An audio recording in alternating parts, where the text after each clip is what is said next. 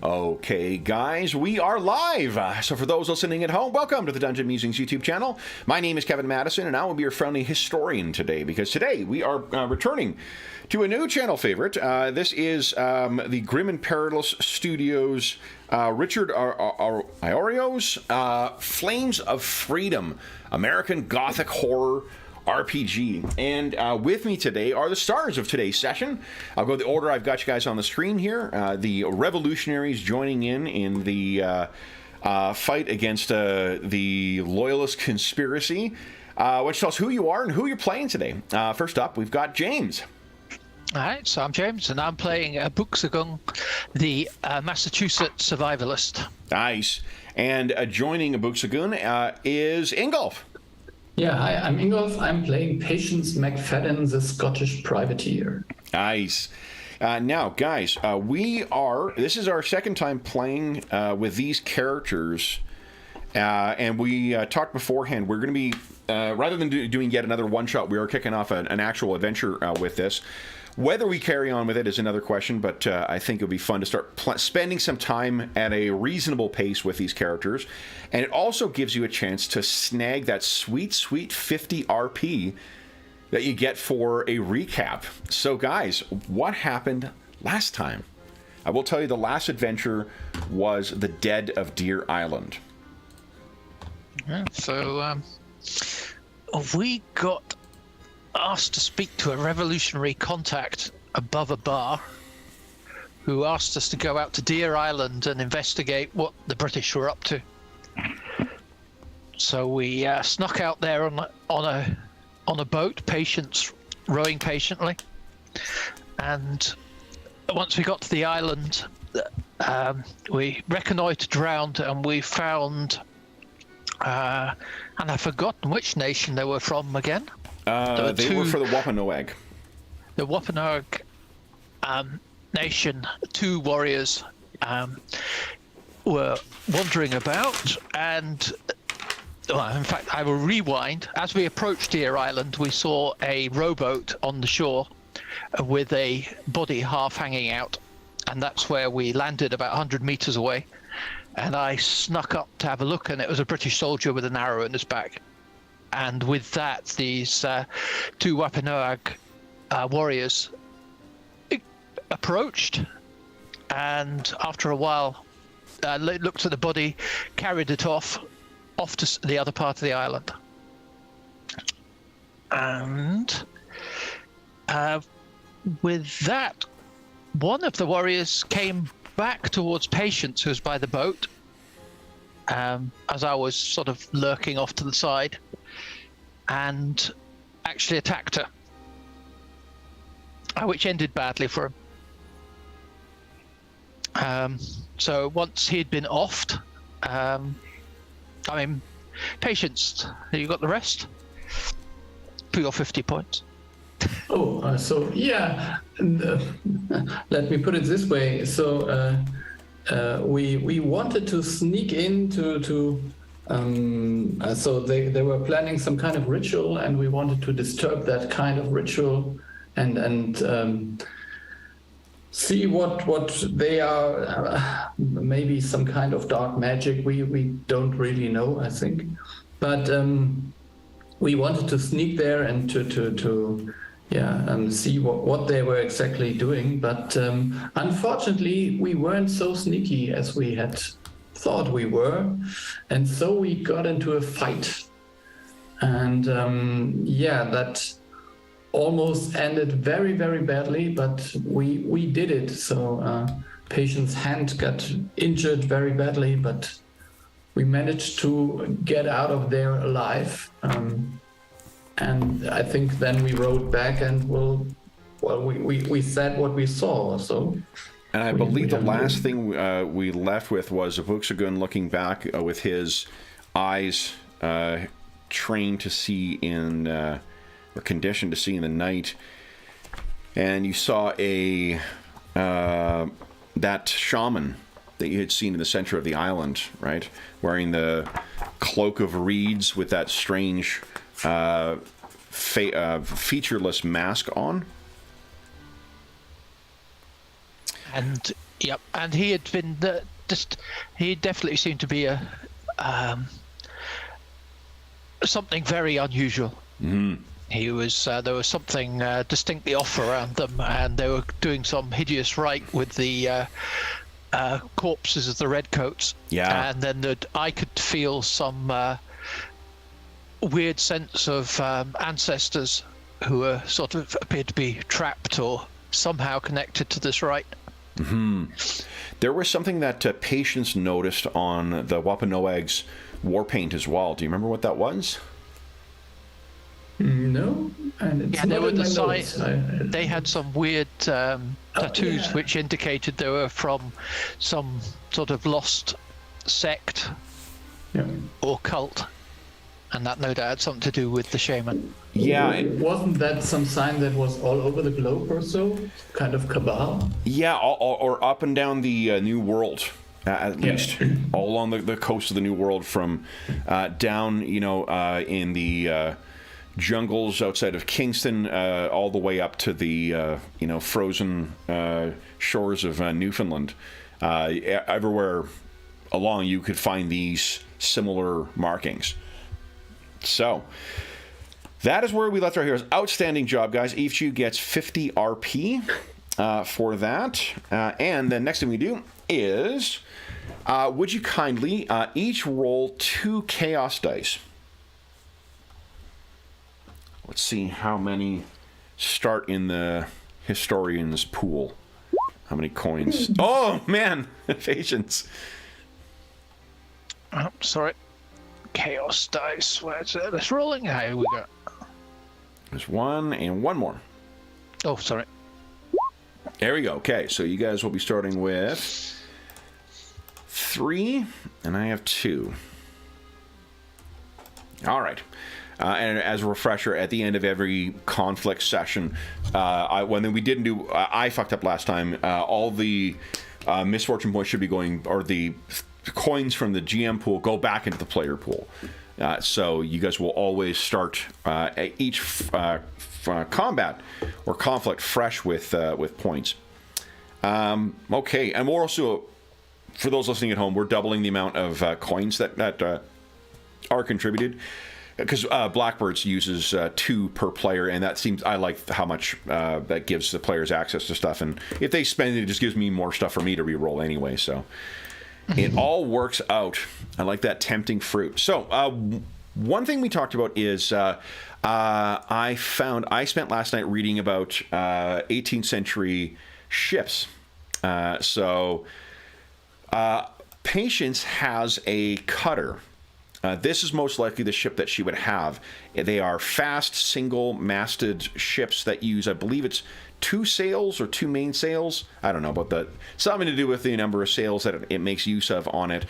Cutters at the time can run from small pilot cutters that run people out to ships in the harbor, or run messages back, out to ships and back, or they can be used for smaller, anything that requires a smaller, faster vessel, and they can go from something that requires only 2 or 3 people to man them, up to ships that have 50 people and 50 guns. Patience, yours is going to be more in the former side. But what is the name of your cutter? What's the name of your ship? Oh, that is an interesting question. So I'll let you stew over on that. You can think of it. This is what you have used in past, and probably what you didn't. The only reason you wouldn't have used this to get out to the island is because it would be more obvious to see the sail than to have a rowboat going out. The other thing I wanted to talk about is a reason for your characters. These are both pre-gens that you guys were sort of thrown into, and we've got the what do you call it? The alignment stuff on there for what the character values and their hubris or their weakness. But I want to know what you guys think the characters' reasons for joining the revolution were. Why are they rebels? Why did they find themselves in Boston? Yeah, so I think Patience was looking after her father, who was So there were so many prisoners in Scottish prisoners who were like talking about something like independence from the British Crown and so on. And her father was one of those, and he was sent over to the colonies. Transported. Transported. I think there was actually a word for this kind of weird thing where they had to do some kind of forced labor in the colonies. Indentured servitude, I think. Oh, there you go. Yeah, indentured servitude. Just transfer. What you could be sentenced to is transportation, which would be like you're going to Australia or you're going to the New World. Yeah. So, and unfortunately, she did not find her father. Maybe he's dead already. So. Okay. I think, but this was the reason she's that. This was really. Okay. So let me throw a couple things at you and tell me what you think to make it more personal for them. One of the issues that has been one of the things that has been going on in North America or in the colonies, 13 colonies, since this has been the outrageous taxation and the requirement to purchase things from the British Crown. If Patience has experience sailing around and getting things off, what if your father finally paid off his what do you call it, his debt, but then as soon as he was free and used his saved money up to open his own shop, immediately was crushed by the taxes and could not make it profitable. You may have helped him out with your smuggling activities to help supply him with shit so you're not paying the import taxes, and perhaps he was either arrested or executed for things. He may be sitting in a prison ship, or he may have been sent back to. Because one of the most recent things is they instituted a thing where they can transport people back, not in the transportation sense, but they'll have them tried in Great Britain as opposed to here. So perhaps your father was sent back there, or perhaps he was killed. Do you want him to be alive, or do you want him to be dead? I think honestly, I think it would be nice if she doesn't know. So maybe he's alive, maybe he's dead. So he's been taken, and they don't know where. Yes. Okay. So then that leaves a little bit of guilt on her part as well for perhaps playing a role in having him. Does that sound good? Yeah, that sounds great. Okay, and then Abuxagun. We know that you come from the Massachusetts, for the most part, have thrown their lot in after King Philip's War. They threw their lot in with the British. They became the praying Indians.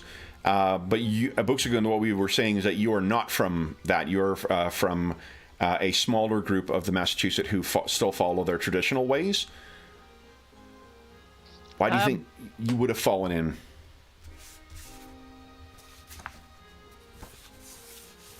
I will go with that. I was remotely related to Crispus Attucks. Yeah. Okay. So that put me off, and the fact of the, how the, let's say, it wasn't fully appreciated, all the support of the Massachusetts at during the war at Lexington. Okay. Let's say. Okay. All right. So then, our session. Oh, yes. Do you have a name in mind for Patience's cutter? Oh. Yeah, I think if she called it freedom, that would maybe be a problem, because that would be suspicious. Yeah. So I think it would be called Scotland's Pride or something like that. Nice. So okay. Yeah. Okay.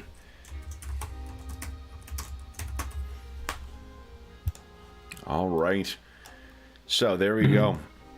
And then our story will pick up about I think about a week or so afterwards. So Patience and Abuxagun, Patience in particular, you've had a chance to recover from the knocks and whatnot that you've had. What did you report back to your contact, to that Henry James, about what happened on the island?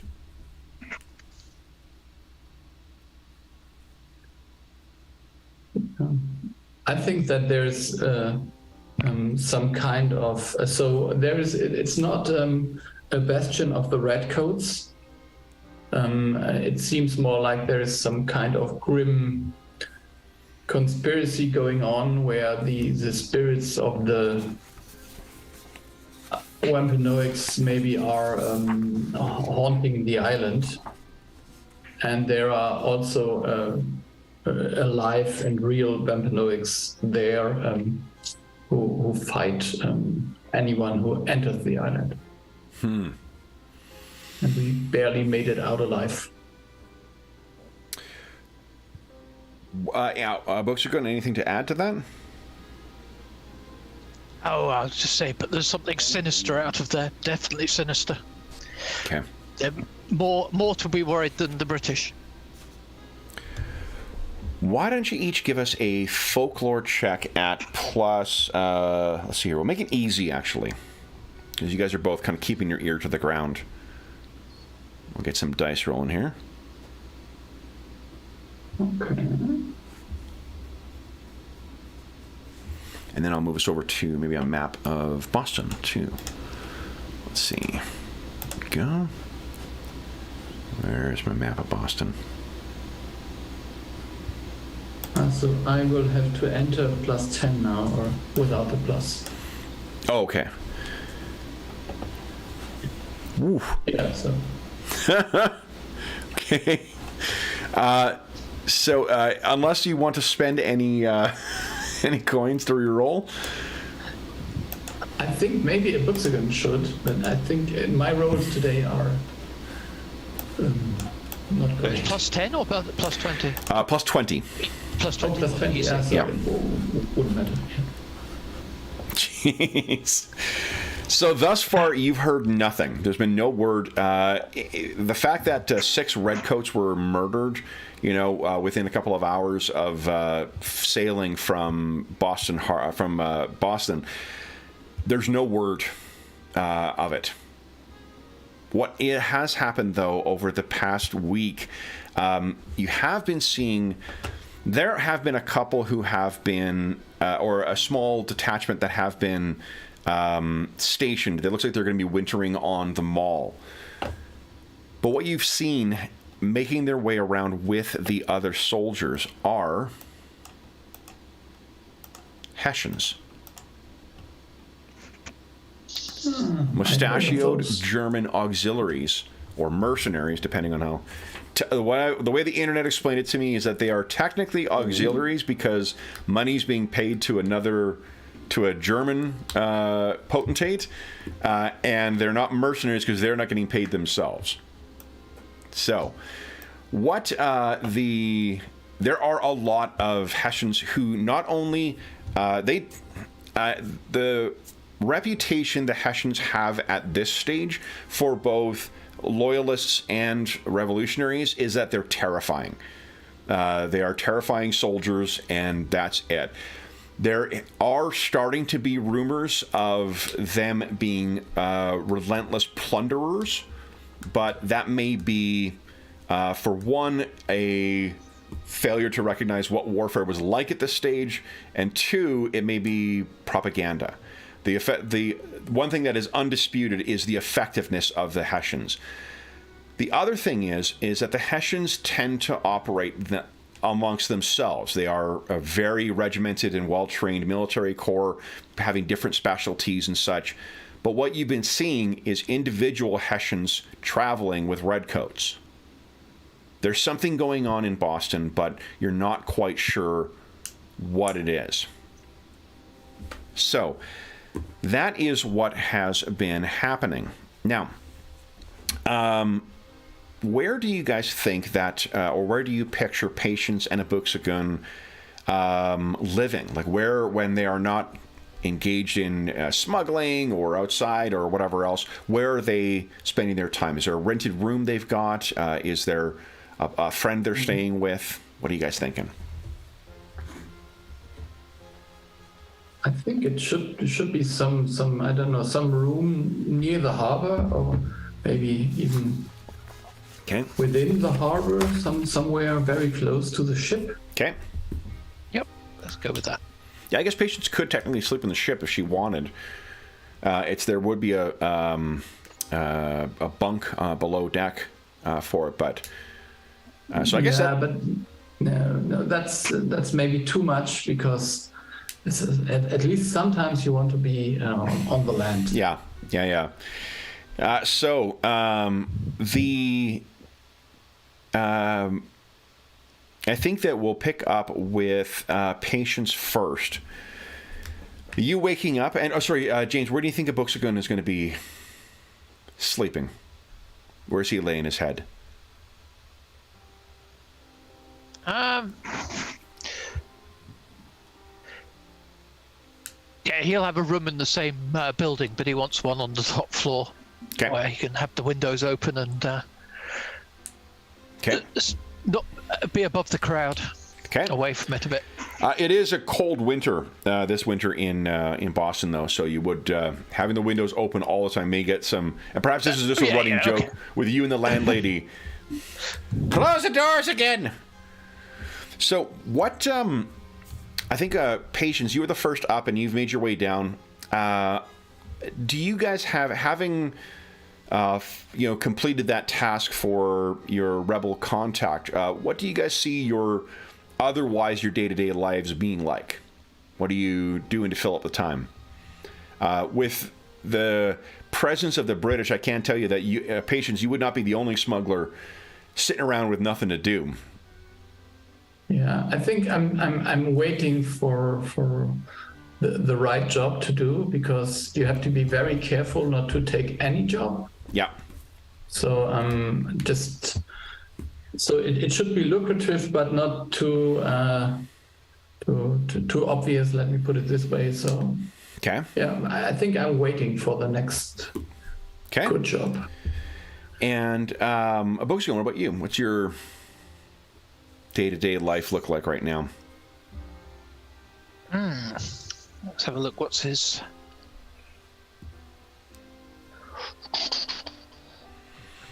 Wrong tab. Just having a look at his.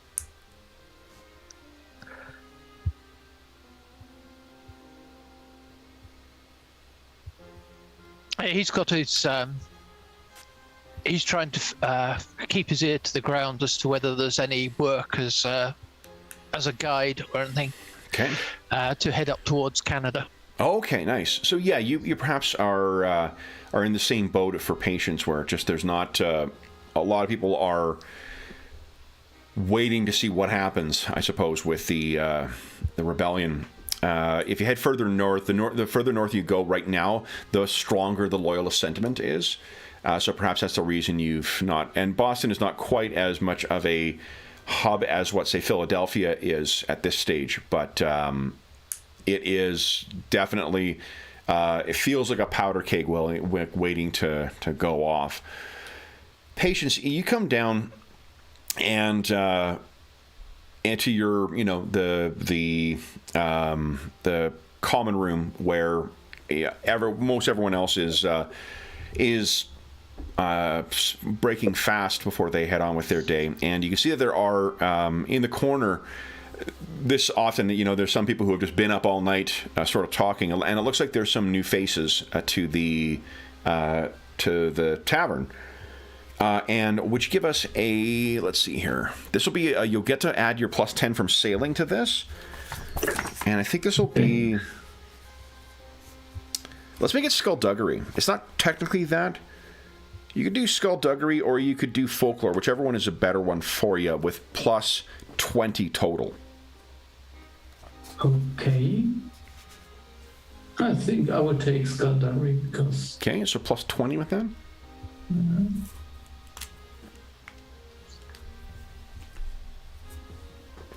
No, it's not my day. So I will just re-roll that. Okay, you got it.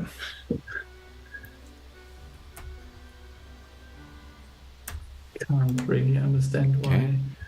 So, can't we play the opposite version where oh my god. is good? So there's something about the face of one of the guys that's in there, but you just can't quite place it.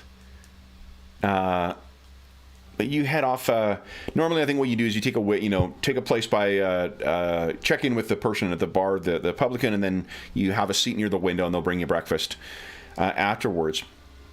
You see that one of the individuals who was sitting there, he finally kind of gets up and he walks over, and this fairly large, he looks like he's probably either a colonial or British Caucasian guy, fairly corpulent, and he carries himself with a bow, like a sailor as well. And you just hear this: "Is that Patience McFadden?" You look up, you recognize the face, but you can't quite place the name. He's missing a couple of teeth. He's got a really healthy-looking jowl with a bunch of. He's shaven at some point, but probably it was about a week and a half ago. His hair is a bit wild. He's got that like weary, watery-eyed look, as if he's been up all night. I look at him with a question in my face. I have no idea who you are. I'm sorry. It's me. Oh, really? You're gonna hurt my feelings. He staggers back, gripping his chest, and he says, "Oh, you're breaking my heart." Patience. It's me. Yeah. Fat Greg. And he comes over and sits down, and you're trying to place, like, yeah, maybe somewhere in the Caribbean you ran into this guy? A random guy called Greg. Fat Gregory. Is Fat Gregory, yeah. Yeah, that, you don't place, and he comes down. I was under Captain Steele.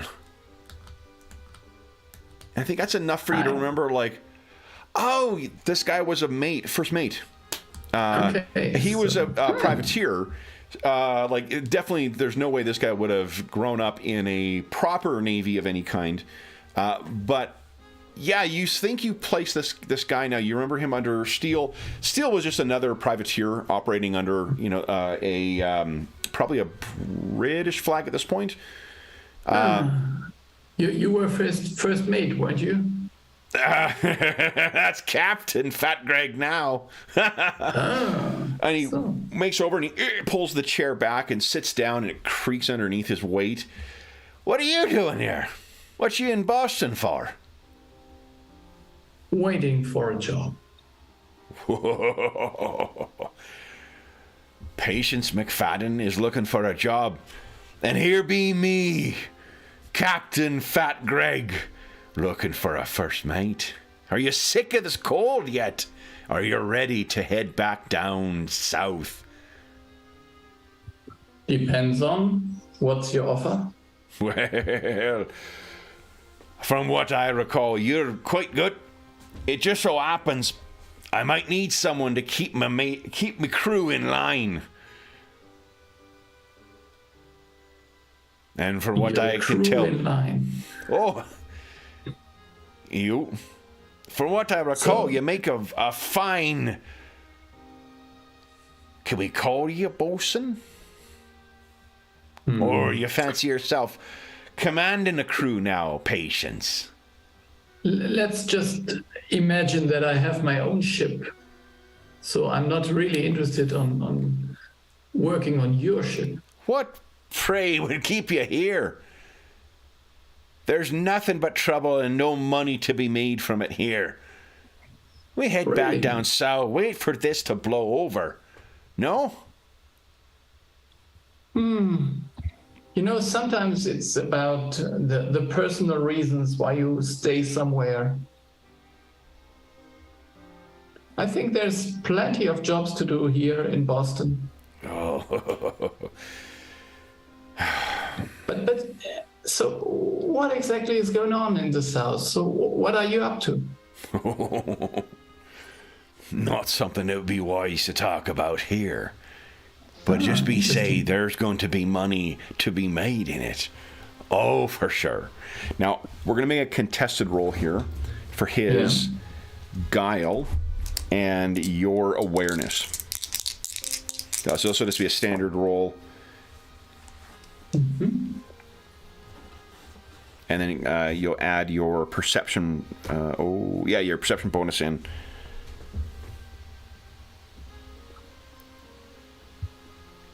And I've added his fellowship. Right in the nose. That's my perception bonus is 4. It's 4. Okay, so that's 4. Well, he actually failed his. So you think you remember if anyone was fool enough to let this guy become a captain of something. Like, from what you recall, Captain Steele left him behind because he was so shit at his job. This is not someone who would be... This is not the path to riches. And someone doesn't show up, wandering from tavern to tavern in the middle of the winter trying to find someone to, sail south. There's more to this story, but maybe nothing that's going to help you in the end. No. Yeah, so let me put it this way. So I'm really looking for a job, but I'm not looking for a job where I work under someone else's command. So let's just say if you are not, so we could go in some quieter venue to talk, but if there is, if you require me to run your ship, I say no. The dagger gets deeper. Oh, well. And he creaks, and the whole table kind of wobbles forward. You have to catch it as he stands up. He's clearly been drinking all night as well. Then, never let it be said I didn't try to give Patience McFadden some charity. Oh. Why you always calling me by name all the time? Well, are you afraid to that I don't remember it, or what's your problem? Oh, it's such a lovely Scots name to say. And suddenly you remember as well too, bit of a bigot, this one. Okay, so but he would know that I may be part of the revolution. Probably not. And he would. Okay. No, definitely so not. There is no. I would not be afraid that he would try to rat me out or something. No, like at this stage, remember, they're hanging people in the streets who are suspected of being part of Washington's revolution or the revolutionaries thing. The reason the streets are filled with redcoats and whatnot is because of trying to root out these spies. If he did know, like, that would be extremely dangerous for you, and likely for Abuxagun and perhaps everyone else involved with the revolution. This is closer. At this stage, Boston is going to be closer to 60s, late 60s era Berlin. Like, this is very cloak and dagger kind of stuff going on. You don't know who to trust. Spies betraying spies kind of stuff. This clown is probably just, is very unlikely. If the British have, this is the best they can field as their agents, then you guys are in a much better position than you may suspect. Okay. So, with that, he just, there's a little bit more of a rudeness. His joviality very quickly turns to kind of spite, and then he wanders away, and he starts singing a fairly vulgar song about some Scottish lassie. Not you specifically, but and it's the kind of vulgarity that only seasoned sailors can really aspire to. I think I've heard worse, so I think... Okay, so in which case I'm going to ask you to put 1 on your conflict score because your -1 is irritability. But with that, I think Abuxagun, so your conflict will go by 1. Abuxagun, you come down, and that's at the top of your, I think it's at the top. I found it already. Okay. So it was on 1 before, so it's now 2, yeah? So that's one thing I can't remember if conflict starts at 1 or conflict starts at 0. Yeah. So, but friendship, the other one, the positive thing is at 0. Oh, no, so sorry. It's your conflict score that's going up by 1, not your thing. So remember, what happens at the end of the session is we're going to roll conflict. If you roll under it, then your negative score goes up by 1. If we roll over it, your positive score goes up by 1. I see. Yeah, I was in the wrong. Yeah, okay. Yeah, so no, your irritability should just be at 1. I think both of you guys rolled conflict last time. So then it's around that time when a Buxagoon comes down. Now, Buxagoon, tell us about your morning routine. What do you think that you would have been doing to get your day off? So I would head down to the... let me have a look at the map.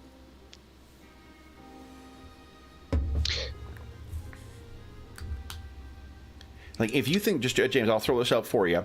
Yeah, if you think that a Buxagoon would be an early riser, the way that word would probably get to you would be the kind of secretive, like, there would be a light left on in one window, or there would be like curtains would be drawn or opened or closed on a certain building, on a certain house, if there was a message to get to you.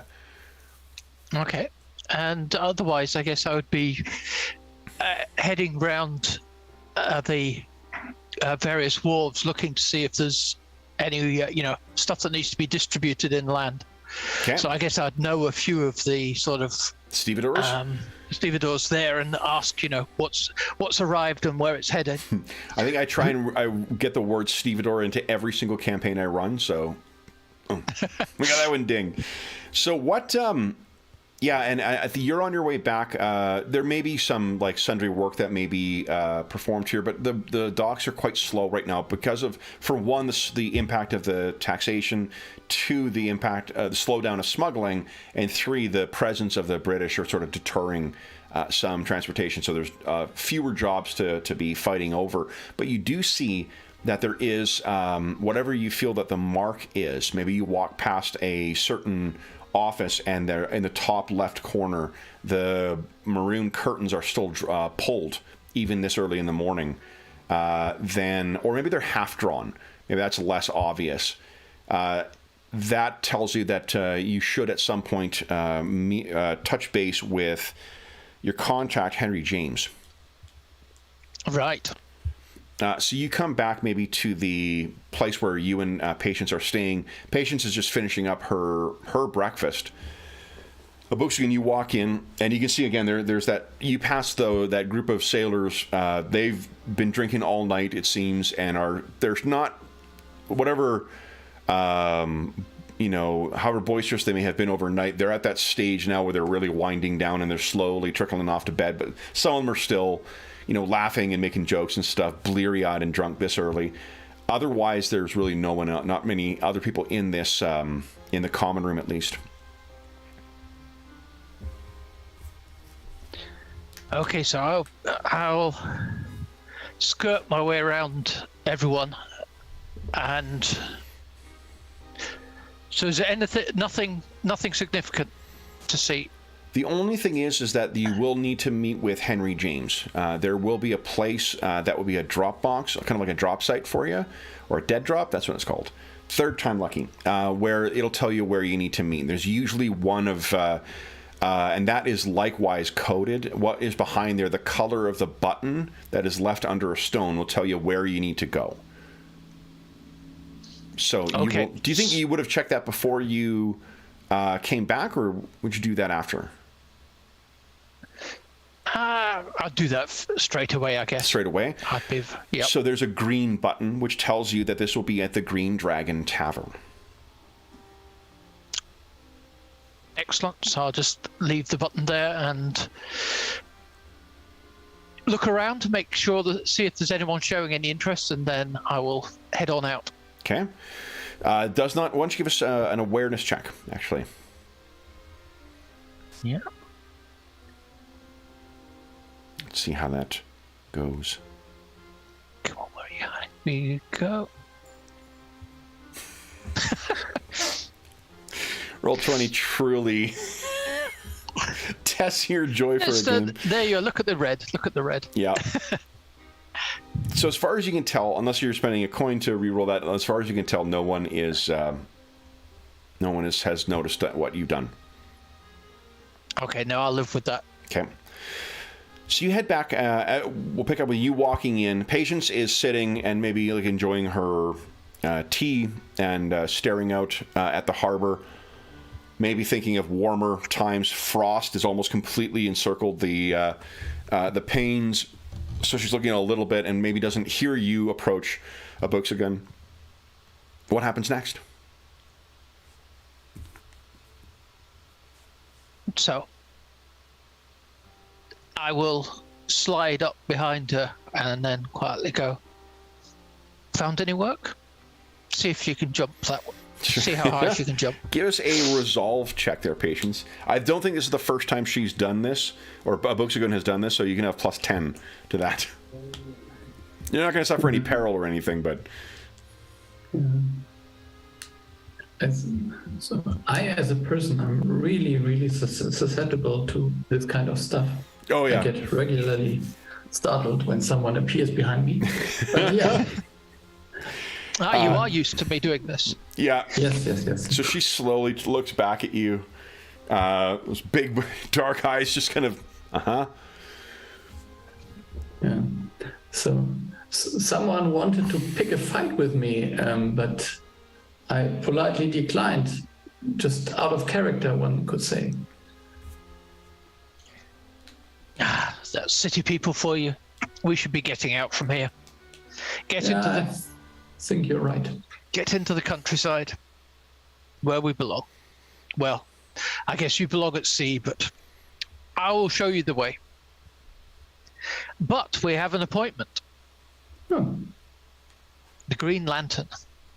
Green Dragon. Oh, Green Dragon. Green Dragon Cabin. Well, the Green Lanterns. Anyway. Green Lantern. Okay. So I could say that oath. No. But I think then we should do that. But the only thing I would have done maybe is just carefully ask what ship this fat Greg now has. So he is a captain. At least he told me. I mean, people tell all stuff all day, but he must have been there with a ship. So. Yes, he is there with the Queen Beth. Queen Beth. Oh gosh. And if you give us a folklore at plus 10, you can see if you've heard. I think, and that the plus 10 comes from your sailing. Yeah. Our sailor background. Yeah. So. Yeah. The Queen Beth is a really more of a smuggling ship, but it's one that smuggling was a very lucrative and like a lucrative activity prior to the arrival of prior to the Boston Massacre, and it seemed like just anybody was trying to get in on this. So it is not suited to it. It is not fast. It is not subtle. It is trouble waiting to happen, basically. Mm-hmm. So if he's heading down and you're not sure what he may be doing, maybe there's going to be some rum running that he'll do, or Lord knows, or get into the triangle trade, to be honest. So, but I think then there's punishment already ahead of him. So I think most definitely, and the sad crew that managed to sign on with him, it's not going to be. Yeah. Things will not end well. So then, what do you guys wish to do next? Yeah. So just tell me about where we have to go. To the Green Dragon again. Yep, Green Dragon. Yeah. Patience, would you give us just a flat, let's see here, a flat awareness check, please? I'm going to have to spend a coin on something.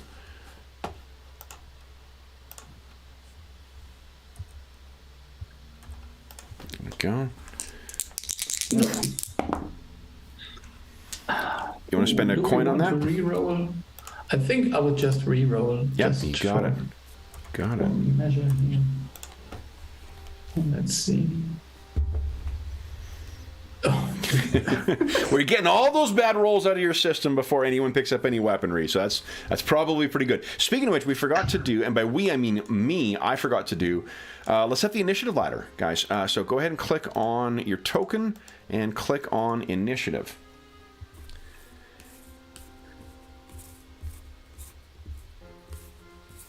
My token.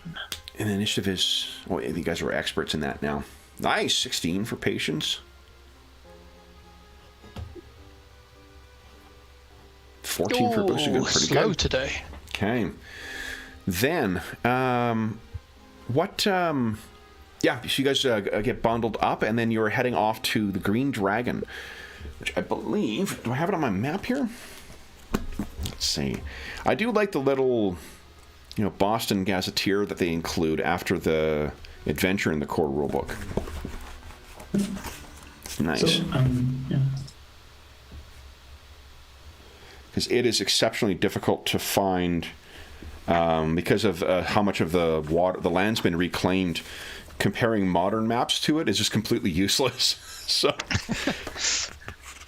I was trying to look at it, I'm like, oh, cool. I didn't know that Charleston was a completely separate peninsula at that time. And there's, if you look up, you can find on Google the street intersection where the Boston Neck used to be. So it's completely filled in. It's all buildings now. There's nothing there. So let's see here.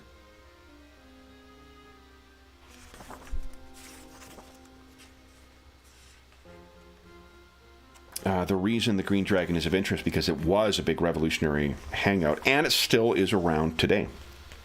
All right. Mm-hmm. Wasn't that the tavern where we had the brawl? No, that was the Old Maiden. Oh, no, the Old Maiden was the Future Brawl. The Future Brawl was at the Maiden, yeah. Oh, so okay. Yeah, this one was a much seedier place. The Dragon, you can actually, it's a much more not respectable, but academics and people of means would go there for a drink. In addition to what? You, yeah, shocking for you guys. Yeah. It takes all sorts. So, tell me how you guys intend to make your way into the Green Dragon. Are you once again trying to be inconspicuous? Are you going in together? Are you going in separate? What are you thinking? I think we should go in together. I think I should comb my hair, which is strange, but I think I have to do that. Maybe. Okay. So you're gussying yourself up? I'm good. So I'm good for that. So. And then maybe we should just try to be a little bit more subtle on the last few hundred meters. So. Sure. So why don't I'll tell you if we need to roll any dice or whatnot. So you guys make your way in. What time of day would you like to stop by? It's probably the meeting is usually around noon to give an cover for you guys having like a noon hour drink or a noon hour meal. Yeah, so a little bit earlier maybe to order a meal. Okay. Is this going to be too fancy for us? For sure. Can we afford? No. So you make your way in, and it is a mixed crowd in here. Like one of the reasons it's a successful place is because both revolutionaries are able to blend in regardless of whatever their background is. Patience, what is your fellowship once again? My fellowship. 39. 30. Okay, so I mean you're a fairly comely lass. So especially when you clean yourself up. So you make your way and you guys sit down at a kind of side table, and you are waiting for maybe about 15-20 minutes before someone makes their way over who looks a little like, I need to get more Colonial Era illustrations here because I think it's the same person each time. the guy who comes over looking a little like this. And he stops and says, it seems quite busy in here today. Do you mind if I join you?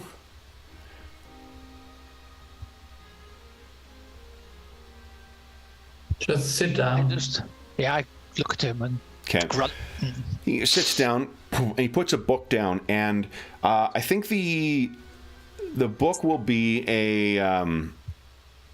it's a heavenly. It says Holy Bible on the side, but it has the I and the O scratched out on it or missing on it, and that's the signal. That's your that's the sign for your contact here. So he places it down. Busy. Yeah, quite busy, but yeah, I think we are meeting here not by chance, but maybe this is supposed to happen. I believe, and he leans in. I believe we have a common friend, Mr. James. Yes. Mm-hmm. He has indicated that that you would be a good people to speak to on this matter. Would you each give us an awareness check at plus 20? Let's see if you can place something here.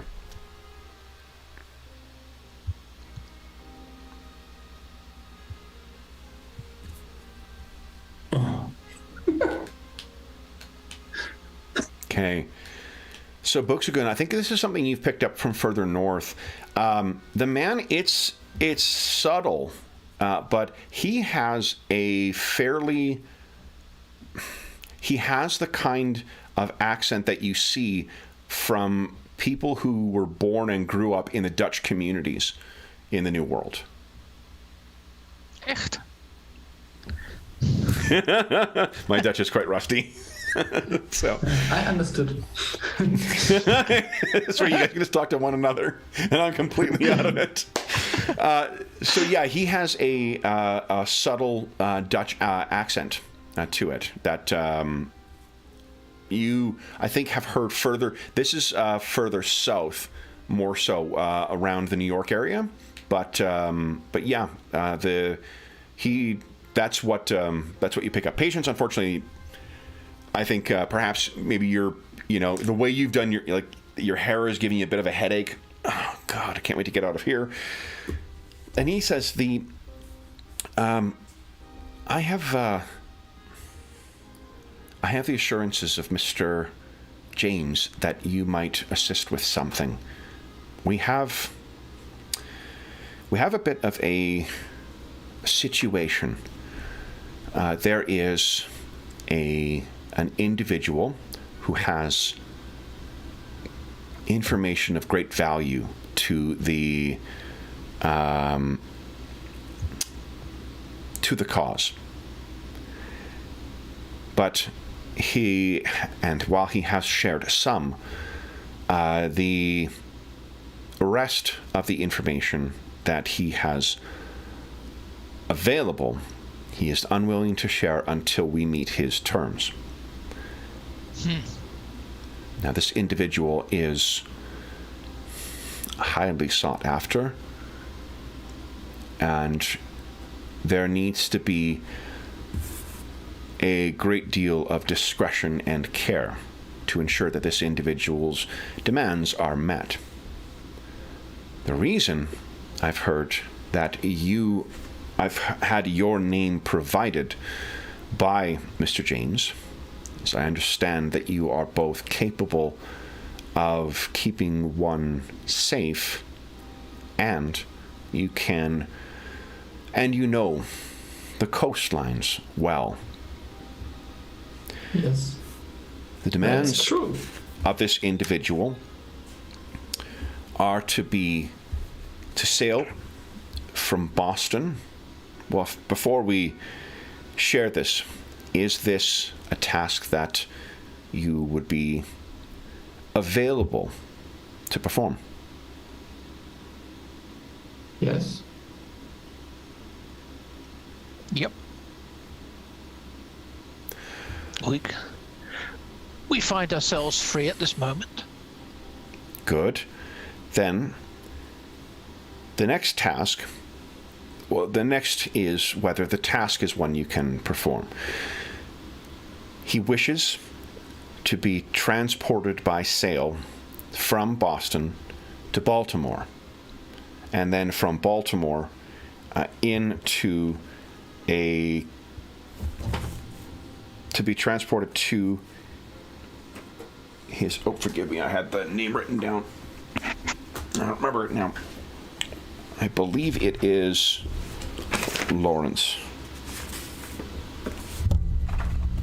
Let me get my map here. There we go. And then from Baltimore up into in Pennsylvania to Reading.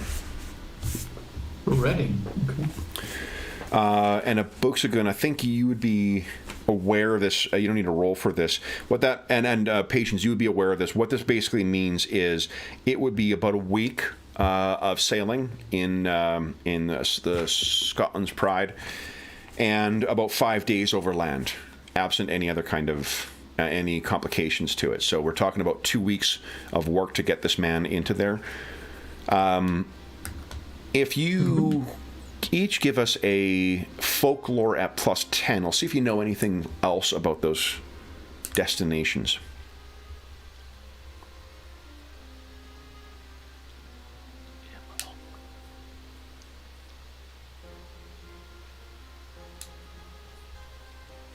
Okay. Patience still. God, this hair. So I'll tell you what you know about Booksagun. Reading would be right in what's called Pennsylvania Dutch territory. Technically, they're not Dutch; they're German. It's Germans. Yeah, it's German settlers who have gone in there. And one thing that is confused in the modern sense is this is not the Pennsylvania Dutch in this era are not necessarily Amish. They're not like, apart from it, there are people who are like that, but there are also a community that is known as the Fancy Dutch. And the Fancy Dutch have many of the same beliefs as the other Anabaptists that are in there, but they take part in society and they fight in wars. So they're closer to the original Anabaptists in Germany.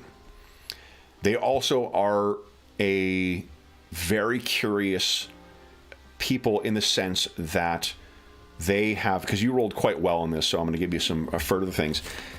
The Fancy Dutch are also known to have what are called either powwowers or braucher among them. Those who work folk magic. And the powwowers are ones who have incorporated traditional American Indian or Native American techniques and beliefs into their things. They learned those from the locals. So that is curious. Mm. And Reading is at this stage, the Pennsylvania Dutch make up about a third of the Pennsylvania colony, and the Reading is a community with a lot of German settlers in there. Okay. So Hessians will feel at home. Yeah, and the only thing to know about Maryland, the thing that stands out about Maryland at this point is that Maryland has the largest Catholic population in any of the colonies. Maryland was originally founded as a haven for English Catholics who were being affected by Elizabeth's reforms, and as such, it has a fairly, not only are there families for Old English Catholics, there are also French and Spanish and Italians who will settle there as opposed to others because of the presence of the Catholic Church. It's by no means a theocracy, and there's still a bunch of other Christian denominations that are there, but there's an awful lot of Catholics in comparison to anywhere else. Whether that's important or not doesn't matter, but that is what you know about Maryland as well. Baltimore is also one of the it is a very active community for rebels at this stage. So that's what he's offered. None of this sounds unreasonable or undoable for you guys. You sneaking the fact that he thinks this is a problem and that he would need to have you guys do this, it's reasonable for you guys to be suspicious as to why they may need rebel agents in order to do this. So that's what he's put forward to you. That's what you know about that. Is this a task that you can perform? In general, yes, but I sense that there's some catch maybe coming. So you expect this to be more complicated? There are two ways. For one, the contact has insisted on approval of the agents we use. He is very suspicious and cautious. And when you meet him, you will understand perhaps why. But he insists on approving first the individuals who will transport him. Because not only will you transport him, you will be the ones who bring back the last of his information for us. And it is vital. We cannot underscore how important this may be for the rebel effort. Okay. And that was the second thing, okay. That was the second thing. The first thing is his identity. I see. Have you any prejudices against the Hessians? I don't know any of them, maybe? Apart from what we shared at the outset from it, I don't think you guys have. They keep to themselves. No. They don't really interact. They're, And I think, guys, why don't we take our mid-session break there? We'll fill up our beverages, then we'll come back and see what you guys choose to do next. So, for those listening at home, we'll be back momentarily.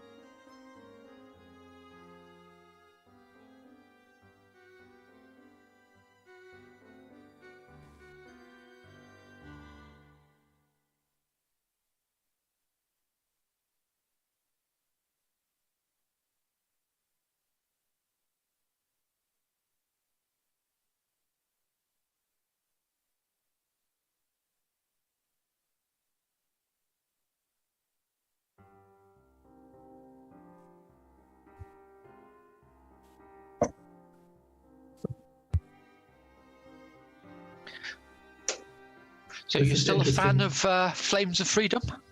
Yeah.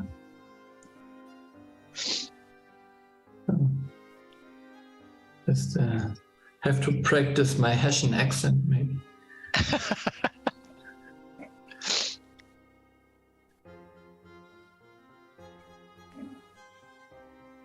So I need to ask why. This is a bit odd for a Hessian to be involved with the rebellion. It makes no sense. Yeah, that is so.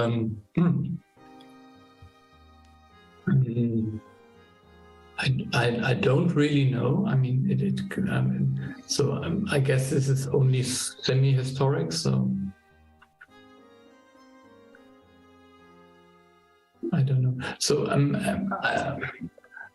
maybe someone has defected the Hessians, or someone is I don't know, a traitor or something. Yeah, it's peculiar though in a mercenary. Anyway, we should ask. We'll ask this emissary at that point. I'm not biased against the Hessian, but how come? It seems rather unusual.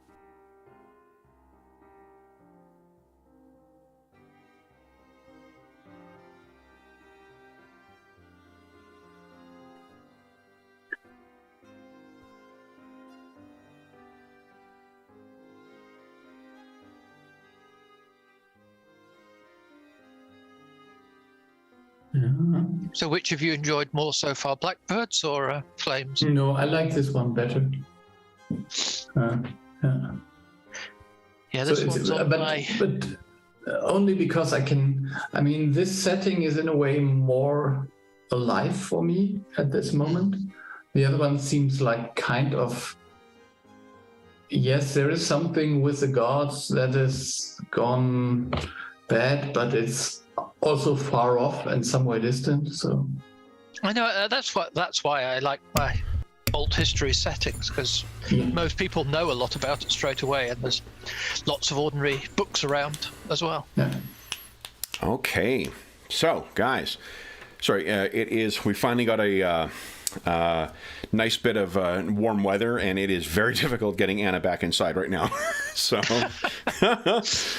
it's like 1 degree today, and it was minus 20 for most of the week. So it has been, that is a sloppy puppy coming in as well.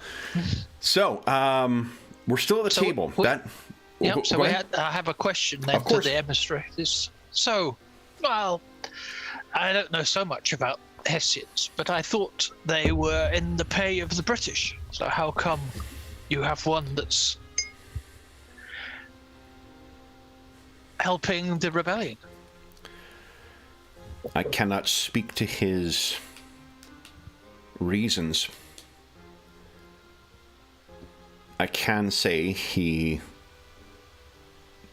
is in a great deal of danger, and he has information that is exceedingly valuable to the revolution. And so we have reached an accommodation.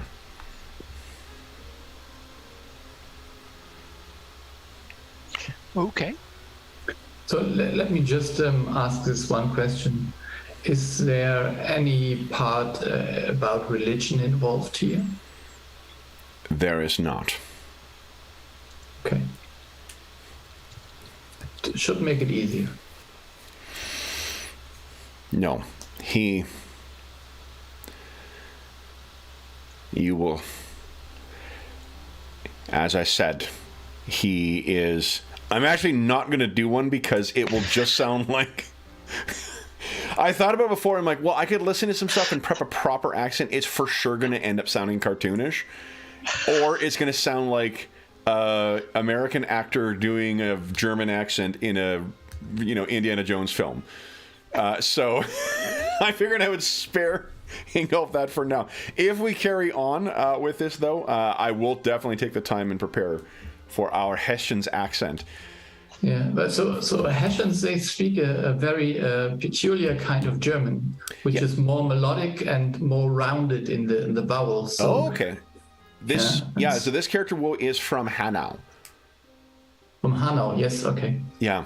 Yeah. So What he then says is, well, that means my German accent, I think, is pretty fucking bad anyway. So it will not pass muster anyway. But I will definitely, so between now and next time, work on my German accent so I can have something for it. I'm going to listen to a lot of what do you call it? What's his name? Klaus Kinski. And doesn't he German? I think he's German, but I would. Is he really Hessian? I don't know if he's Hessian or not, but that's you're gonna get about as close as I get to anything. That is at least a German actor. So so what this gentleman says is that he you will find him. As I said, he wishes to approve of the individuals who will accompany him. You may have noticed that there are those actively looking for him here. We have not yet had confirmation, but we suspect that they know he is here. So they know who he is as well? They most assuredly know who he is.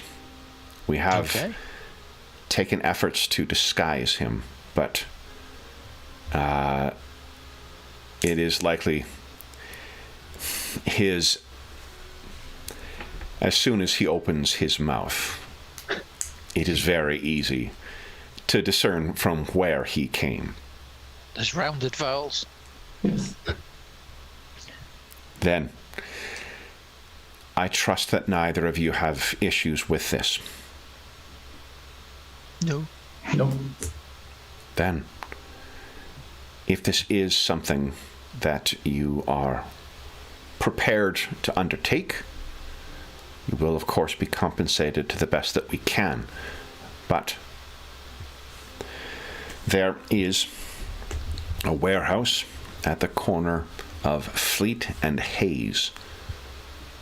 Behind Fleet and Hayes, behind the warehouse, there is an entrance to a storage room, a tool shop.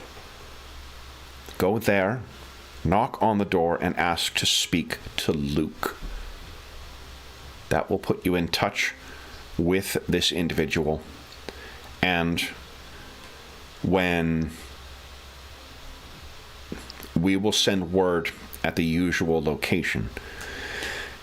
If things are approved, you will find a gold button. If things are not, you will find a red button.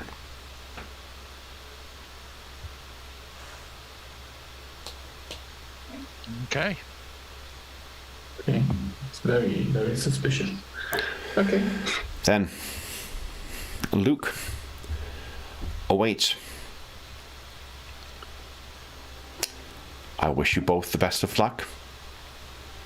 And he finishes the last of his meal. He stands up, grabs his, not disfigured, but his marred Bible. Bows to you both. Thank you for your hospitality. And goes and drops the mug and whatnot off at the bar, and then he heads out from his lunch. You guys have an opportunity to talk about yourselves.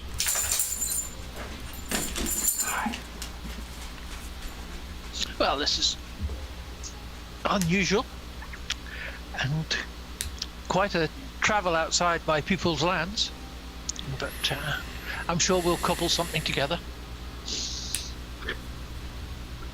I find this a very strange fellow just from the description. I don't really know. What kind of information could such a person possibly have? He may know disposition of these Hessian soldiers, some of their plans. But 2 weeks, so remember, we will be there in 2 weeks, so when we come back, this information would be 4 weeks old. So I don't think it would be that important.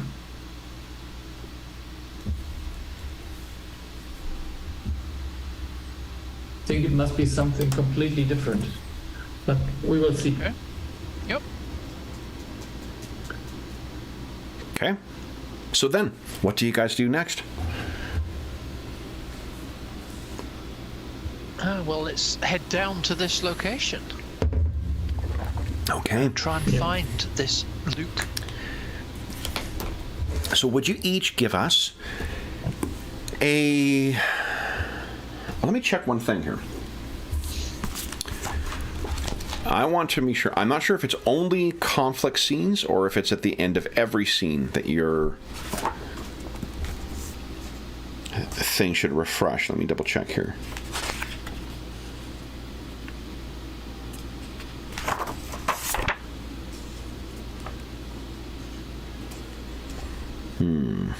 That's for determining. And let's see here.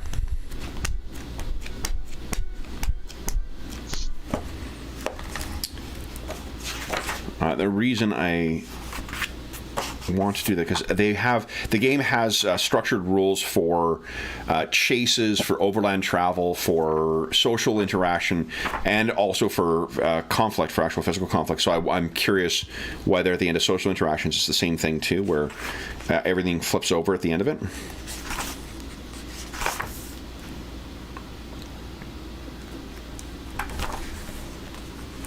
Okay, I'm looking on page. Oh, here we go. Roleplay interactions. Yep. As a reward for characters engaging in interactions, Historian will remove any remaining coins from the Historian pool and place them in the player pool. Woohoo!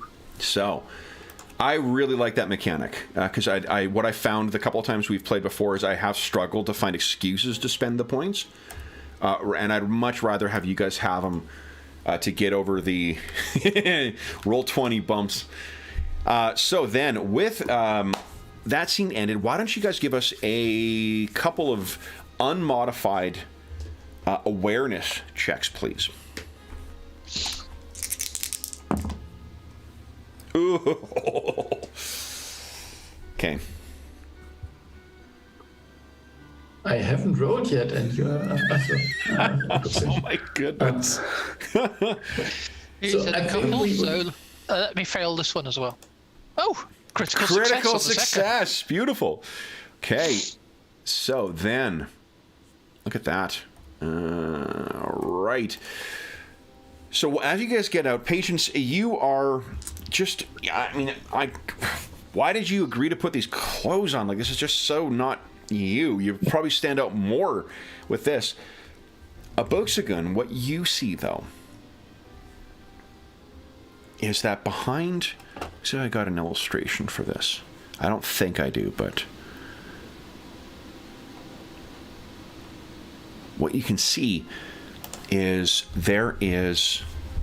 as you're leaving the Green Dragon and getting ready to head off in the direction of that the warehouse, you can tell, and this is because someone bumps into... Not only do you get a critical success on this, what the critical success will be is it'll give you an opportunity to try and respond before this person can keep following you, because I rolled a critical fail for them.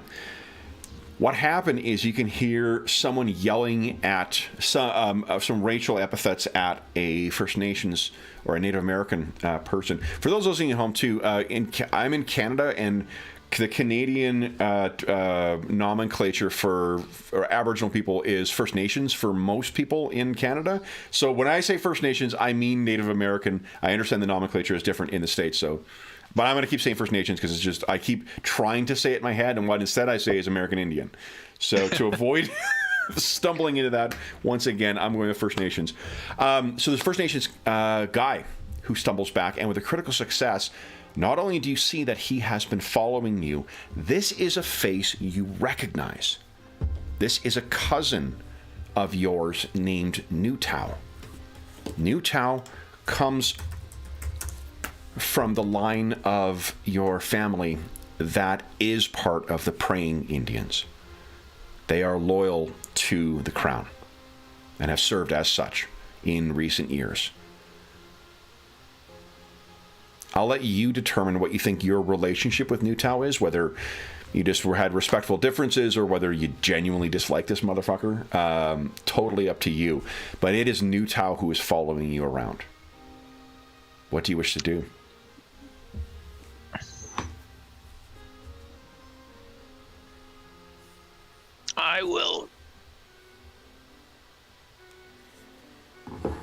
I will go up to Patience and just say, see behind us. Is there another of my tribe that get him accosted? And you see, it's very easy to see Patience. Even though you failed, he critically failed his stealth. So you can see that this guy is trying to calm down some other angry Bostonian. You can clearly see that it's another First Nations guy. There's not a family resemblance necessarily, but what he's wearing is very similar to the designs and whatnot that Abuxagun has been wearing. Yeah. Do you want to capture him? No, just get him accosted so that we can get ahead.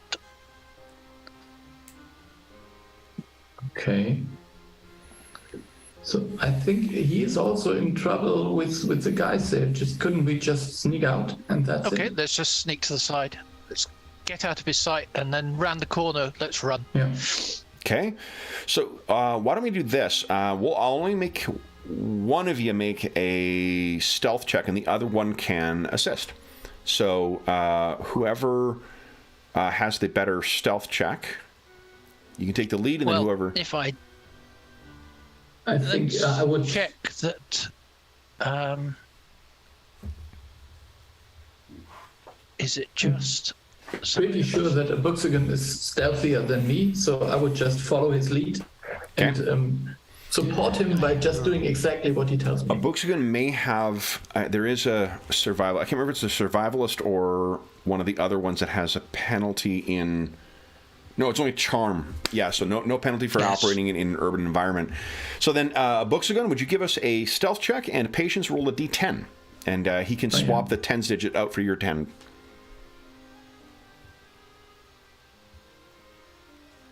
Okay. And this will be a standard roll. Okay. Nope, but you can swap in Patience's 5. 52 then. Yep. Yeah, 55. Critical success. Oh, 55. Yeah, critical success. 55, yeah. Yeah, beautiful. So what do you think it looks like? He has no chance of finding you at this point. You completely lost him. Yep, so we disappeared down one small side alley, and then we see him running past as he passed our alleyway. Yeah. He's in a panic. Clearly, he was. If you had any question as to whether he was following you, he absolutely is. And then we can see maybe Abuxagun lean out of the shadows and see his cousin running off in a direction that you are most definitely not going. Yeah, because I think I'm going to say I'm fairly ambivalent to the whole thing. I'm tending towards the rebel side, but essentially he's still Massachusetts, and the differences between the praying Massachusetts and the other is less than perhaps some of the other differences. The interlopers. Yep, absolutely. All right. So then, how do you wish to approach this warehouse? I think we would be a little bit sneaky, but not too much. So, in order not to think that the people in the warehouse are now afraid that we would try to jump on them or something. Okay.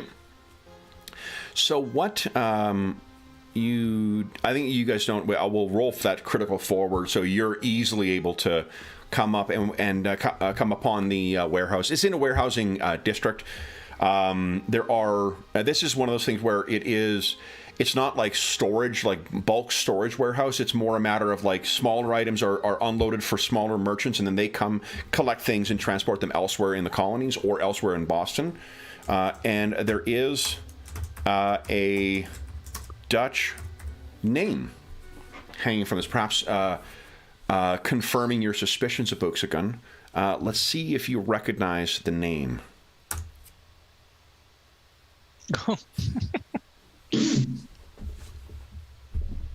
Yeah. So, the sign for Van Helsing and Sons is hanging outside of that. And it's as described. It's a 2-story building. Definitely, there's people coming in and out of the storefront as well. But the storefront really is just a place for arranging around the side. There are people unloading stuff. There's all, and by people I mean like one, wagon that's having some stuff loaded into the back, and it appears that there is an alleyway behind, which is likely where that that tool shed is, or the tool room is. Mm-hmm. Yeah, I think we should go there. Okay. Is this warehouse, is it full of small flocks of wood or something like that? Not from what you can see right now. Huh. Okay. So, making your way. Tell me how do you plan on making your way down the alleyway? You could just go down the side of the building, or try and find wherever the alleyway reaches and make your way down that way. I would follow Buxagon. You will know. Yeah, I'm going to go the less obvious way. Okay. So you make your way around the side and then down the alleyway.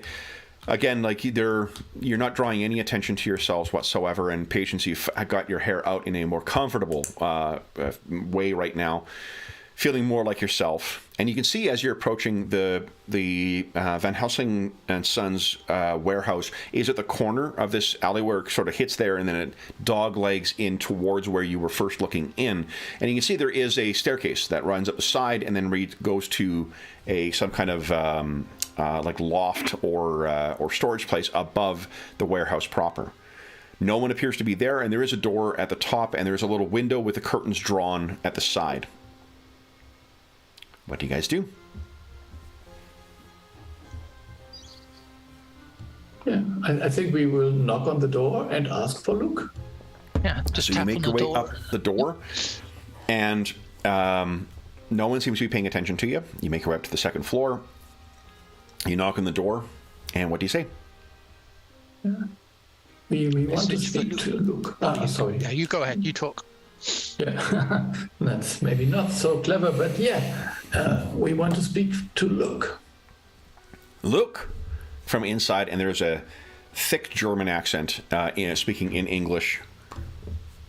Who sent you?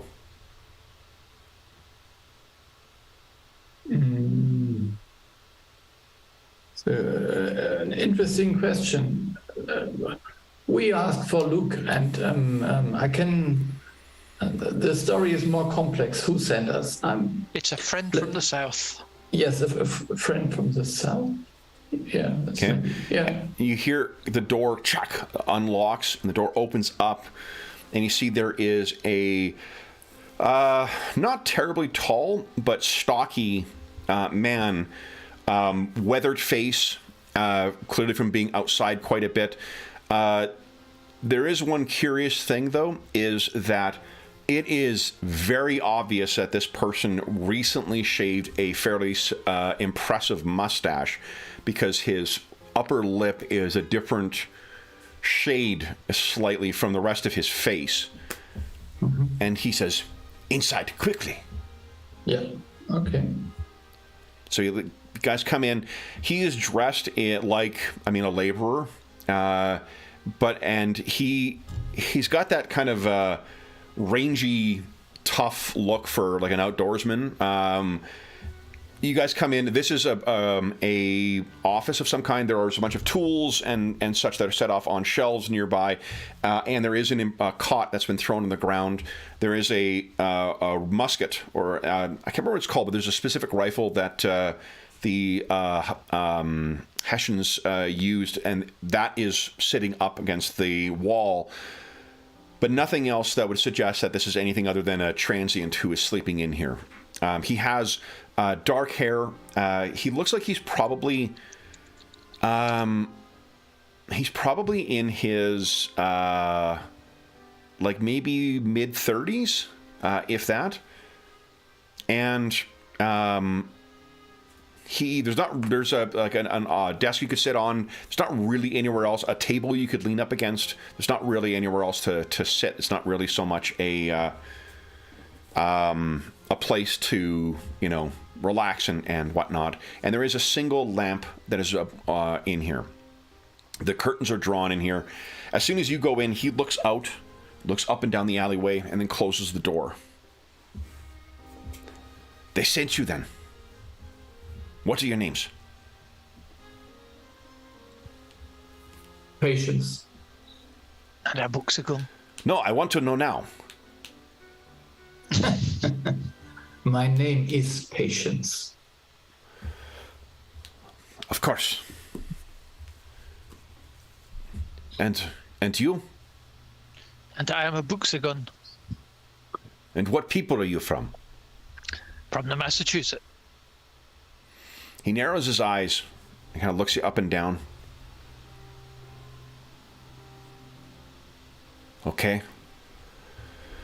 So, I hear you are sailor. Yes. Tell me what you do.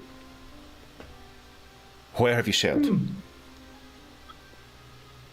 From Scotland over to here, through the Caribbean, been here and there and sailed a lot of oceans.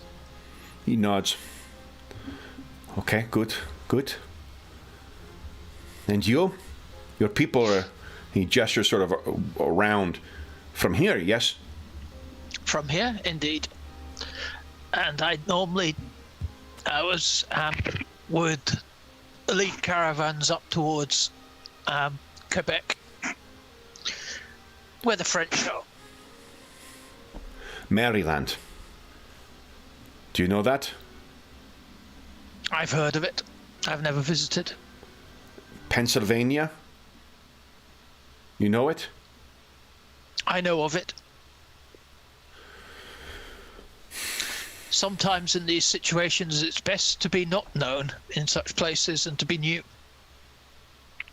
Not to be recognized. You see, he's thinking over what you said.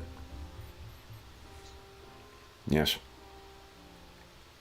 You know, they told you what we do. They have. Really? And you should find yourself at home, at least, in Pennsylvania. It's home. Of a manner. He seems a little bitter. Home. He looks you over, and it's almost as if he kind of, like, a switch gets thrown, as if he's, like, made up his mind about something. We can work.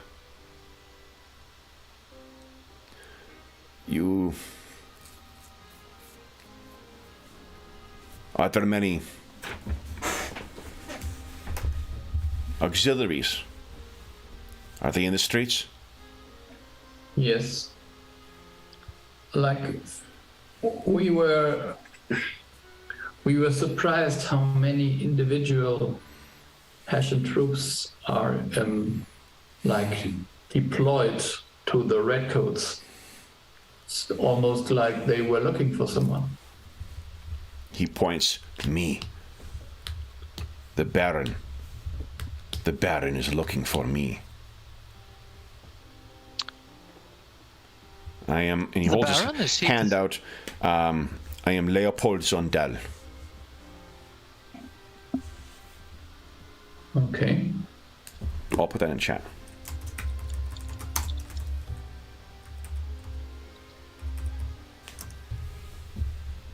Is that Zundel?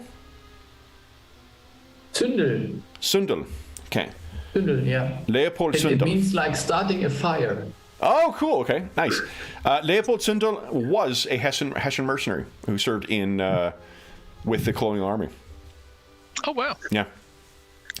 There's a shit ton of resources you can find online about the Revolutionary War. It's amazing. There's a full... Someone has copied the entire roster of Hessian troops who served in, or at least the ones that were recorded in North America. Interesting. So, I better read this at some point soon then as well. Nice. The American victory in the War of Independence. Yeah, I like it's. I think they're. It's cool to think that you can sit down and track out like the major events of the Revolutionary War and decide what you want to incorporate in your campaign, what you don't want to, and what you want to change, because this is obviously a different world than ours. What he says is, we go, Reading. Mm-hmm. Mein Bruder, brother is there. Okay. Dietmar. He Okay. is. Then at least you have someone good to get to, someone you can trust. He looks at you. Yes, him I can trust. Dietmar is Braucher, a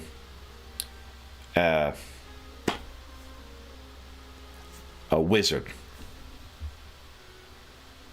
Wizard, okay. I think he can keep me safe from the Baron. And who's this Baron? He is who pursues me.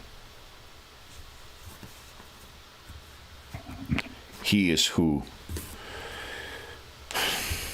you must keep from killing me.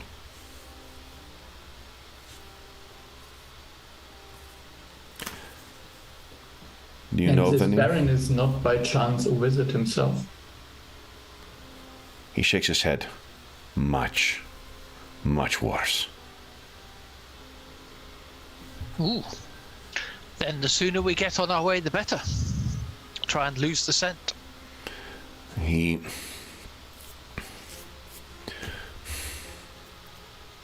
I hear you have seen strange things. Yes. I have seen strange things. So, if I tell you Baron Caspar Alterwald is in league with the devil, you would believe me. Yes. Oh, why not? yes. We have seen some evil things afoot. Only recently. He looks back and forth, just trying to gauge whether he's still kind of cagey, but he seems to be gauging whether you're making fun of him or not. Maybe I could just show the scars on my hand. I think maybe it's healed, but... Yeah. What is that? Was ist das? Yeah. So one of those shamans, whatever, one of those evil cultists we encountered. I would guess he can guess that I'm not the most humorous of men. Yeah. So he looks back and forth and he says, the little Dietmar was always gifted in Spielwerken. He knew these things, taught by our grandfathers. I thought such things were foolish. He went to join, married, and off to the New World. Where I am from, Hanau, it's not like here. Once a year, you check. You check if your draft is drawn. If your draft is drawn, you go, you fight. You keep fighting until the prince tells you not. My draft was drawn. So I came. Only at last minute, our officer replaced a stranger from elsewhere, Baron Caspar Alterwald. He comes. He has with him British commander, strange for Hessians. He has British advisor, strange for Hessians. And we leave New York. Caspar Alterwald. Alterwald, okay. Alterwald. It might be Altenwald. No, I think it's Altenwald. I think you're right. Yeah, Alterwald would be strange German grammar, but it is possible. No, Altenwald, I think, is what I was. I can't read my handwriting. Is the issue? Not for nothing. I'll tell you what the name of the session is at the end of it. He comes. We go into the mountains north of New York, the Catskills.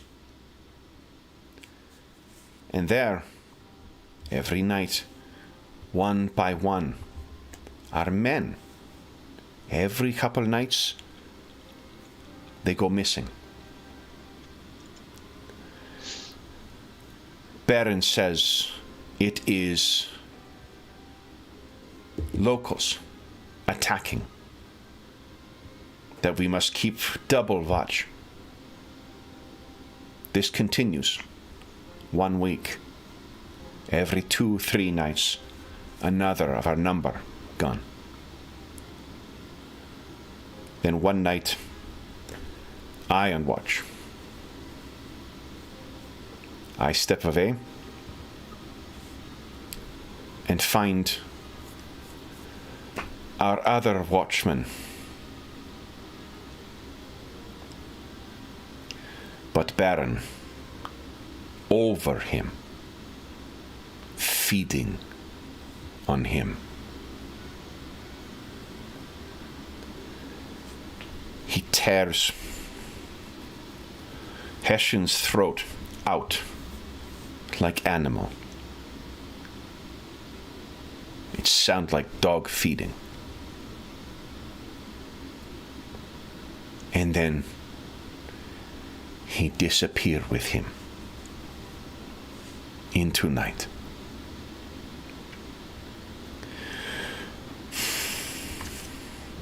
Mm-hmm. We have names for such things. They're Blutsager. Mm-hmm. We know of such things. So I make plans, and I go. But if Blutsager takes us into here, there is something more.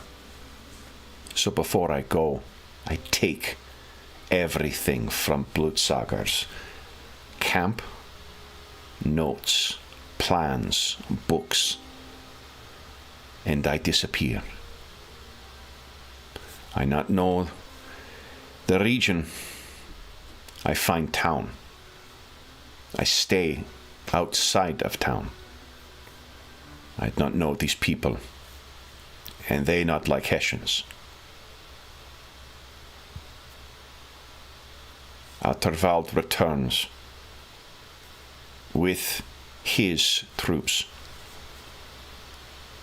and he burns town, kills all, trying to find me. And through all, and he's looking at you, Patience, I think, when you say this, because you've shown him the injury. He rides horse, black as night, eyes like fire, hooves that burn. A nightmare. He may not be the devil, but he is blessed by him. I find in New York assistance in Manhattan. I come here. I tell friends, and he says that as if he's like trying to make a joke of it, in Manhattan. I tell them I have buried secrets. The Blutsagers' secrets. I share what I know. I know we were going to somewhere. The Baron, the British, they knew where they were going. And so, I share some and will tell where to hide, to find the Blutsagers' secrets. And my little brother, Dietman,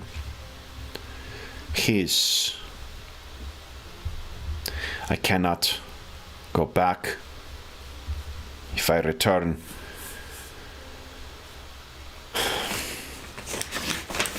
to Hanau, the Baron will find me. If I go elsewhere, where can Hessian find peace? So I go to my brother. I will hide with him.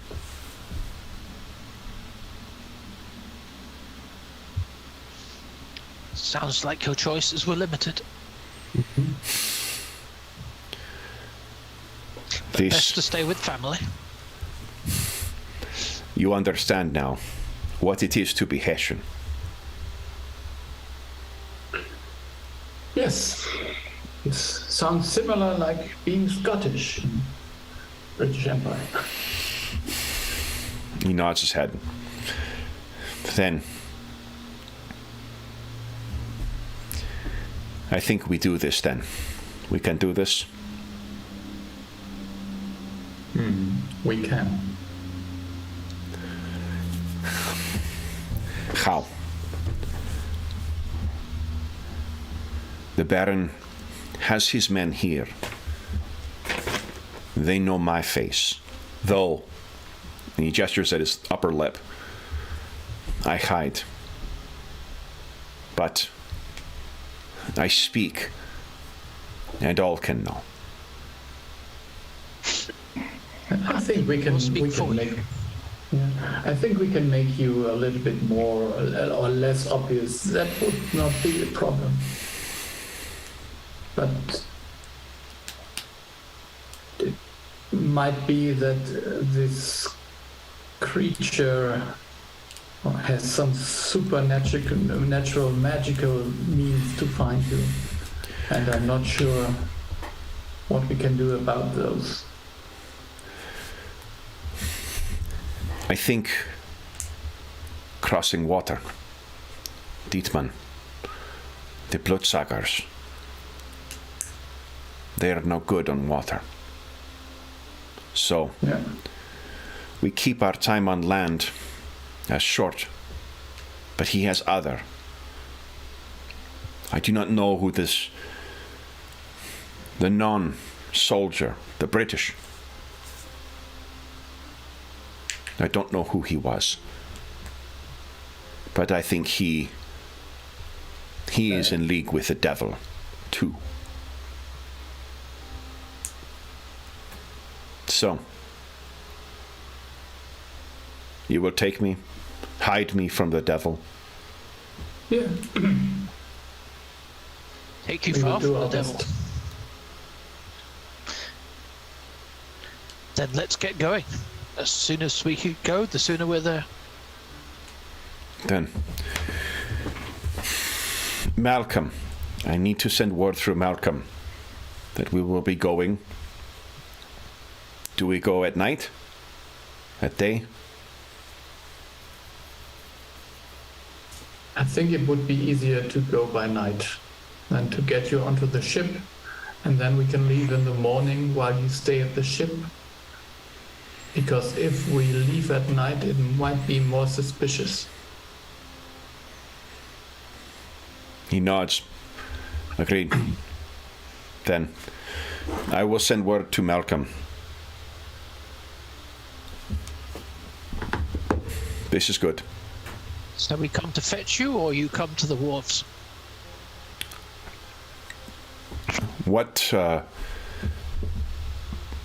Come back here.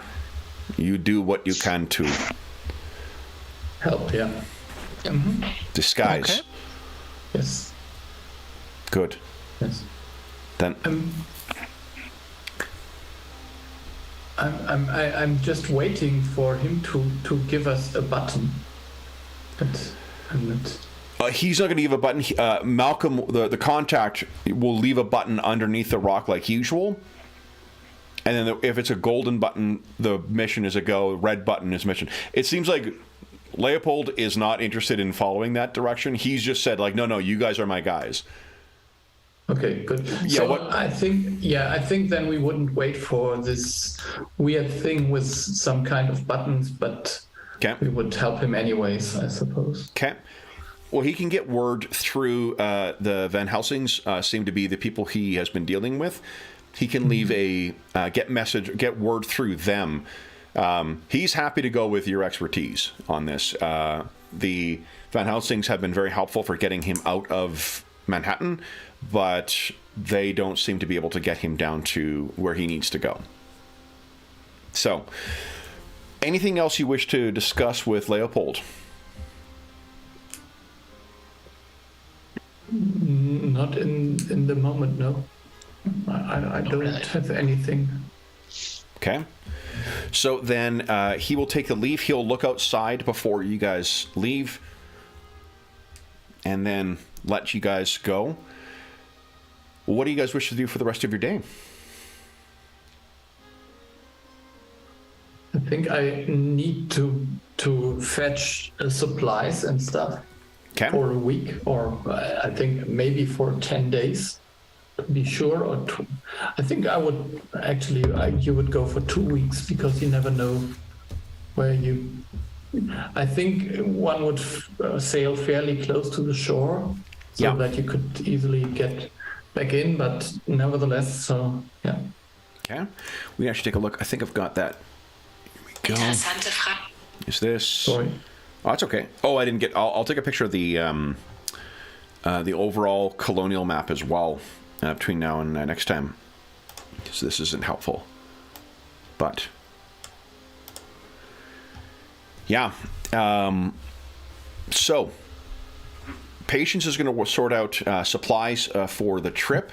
Boxagun, do you have anything you wish to do? No, I travel light. Okay. Could you just maybe find some kind of disguise that we could maybe disguise our Leopold a little bit? What kind of disguise are you thinking of?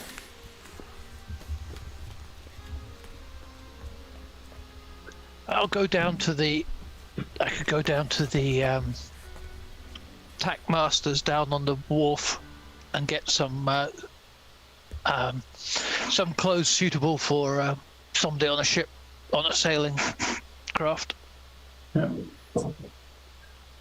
Maybe some workers' clothes with a cap or something that even. Yep.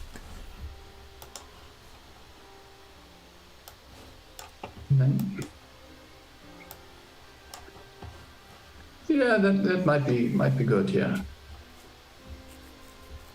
That is apparently the little toque is apparently quite French, but otherwise it might fit the bill for a sailor, and not like a non-officer sailor. Okay. Maybe it's part of his family's from Alsace.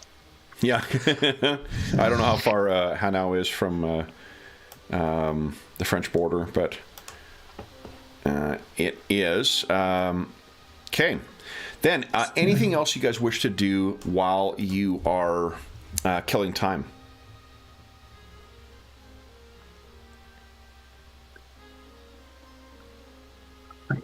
I'm not sure whether we would. I think that Patience is not so proficient in doing some kind of inquiries or investigation to not cause any additional disturbance with it. So I think she would. I think the less we just keep low until it's time to go.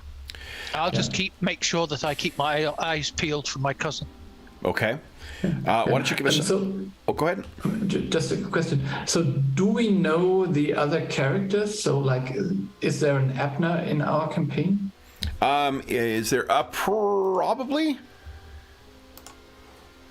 So, I mean, we could just maybe then ask him or so. I mean, otherwise we have no context here. And I think he would be someone who could. Yeah, you can assume so. Both Maurice and so Maurice is a coureur de bois, originally from Canada, who you have worked with patients, and Abner is a contact you know through the revolutionary activities. Yeah, and so I think that maybe we could ask Abner, who could then inquire about this Baron a little bit. Yeah. So just to know where he is, or and who this British guy is. Yeah, and he definitely has following him around. So let's do this. Let's roll his. What do we think here? Probably education. His education is folklore is the exact same score anyway. So let's go with. I'm going to get challenging only because I think the Baron is trying to keep a low profile. However, cool. So here's what you tell me. I guess first off, like, how do you think you would approach Abner? Yeah, I think we know. So I would just tell. So Abner, I need a favor. As I was contacted to get someone out of the town, but he is looked for by the Hessians, and there is a name who is coming up all the time, which is some Baron Altenwald. Caspar Altenwald. And so I think maybe you're meeting him at his office. Yes. Maybe that's where Anna books, and you can be here as well.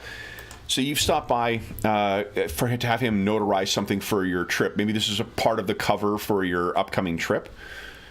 And he says, "Did you say Baron Altenwald?" Yes. And that's curious. I had a contact. You see. I can't say for certain whether they were or not, and they would never admit to being in such things, but I believe this contact to have been part of a, shall we say, a secret society.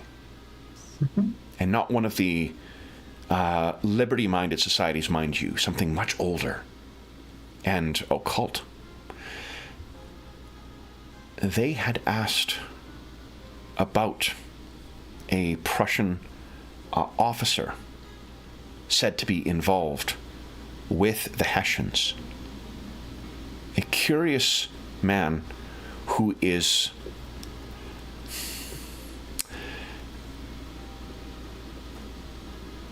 the Hessians, as I understand it, are being deployed as auxiliaries, as,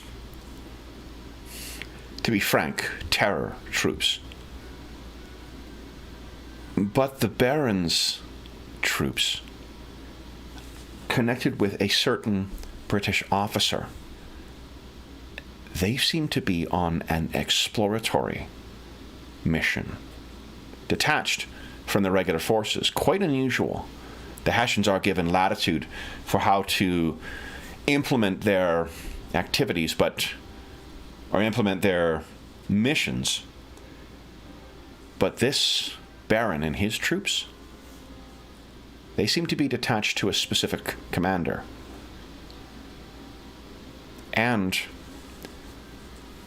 the reason the name was of concern was because of its association with a known loyalist occultist. I don't know what the interest is. You know, of course, the translation of his name? Old Forest. Yes. I was curious of the name because there is, of course, Burgwald or other names associated with known places.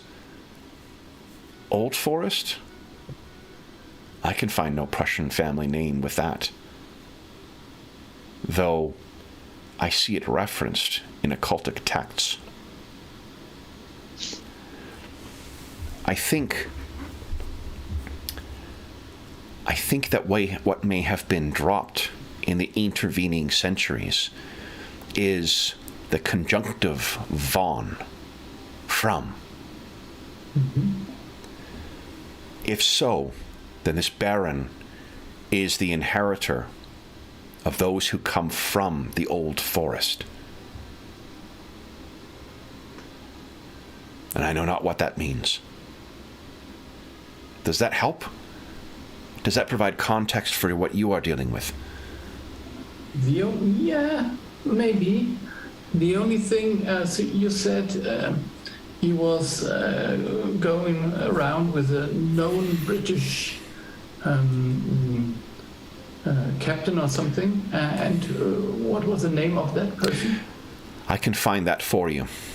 Okay. They were only... His name was mentioned in passing, and it was the oddness of the name. And it seemed curious as well, one of the German nobility coming. The Prussian, of course, they have a more militaristic bent. But it did seem curious that a German nobility would come to serve with these auxiliaries. Yeah, and from different countries also.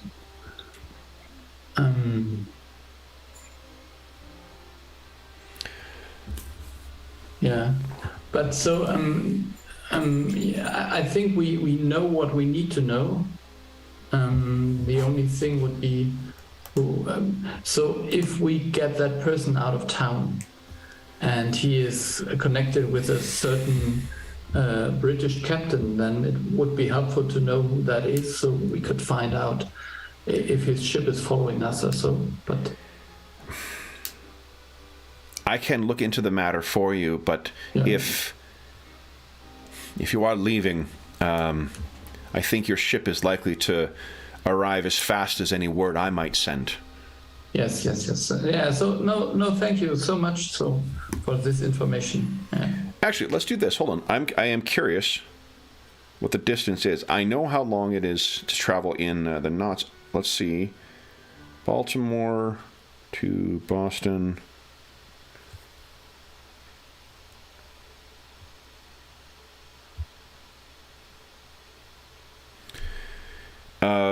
Yeah, that's more than 10 days. Even on horseback, it's going to be more. So your ship will be by far the fastest way to get there. And they don't get much faster than your ship, so. But what they can is they can at least identify who it is and try and have that word for you when you return. Yes. Good. Is there anything else? But, yeah, we will know. We will. I think we will try to be out of town tomorrow morning. So. Good. Wish us luck. I wish you nothing but. And is there anything else you wish to ask Abner about, or ask anyone else about? Oh, again, keeping low is a good idea. So, Bugskin, what is your stealth check? My stealth check is not as good as I'd like. Come on. Oh, it opens on the wrong one each time. Stealth is hiding. It's that good. It'll be under agility, I believe. I'm 62. 62, okay. And what's your AB? AB is 6. Oh, man. Okay. So, yes, you are helping patients to keep a low profile and keeping yourself for a low profile. As far as you can tell, there's been no sign of Newtown at all in the rest of the day. That evening, what time do you wish to go back to Leopold's hideout? When does it get dark? I think we should go there before dark, so we could move out in the dark.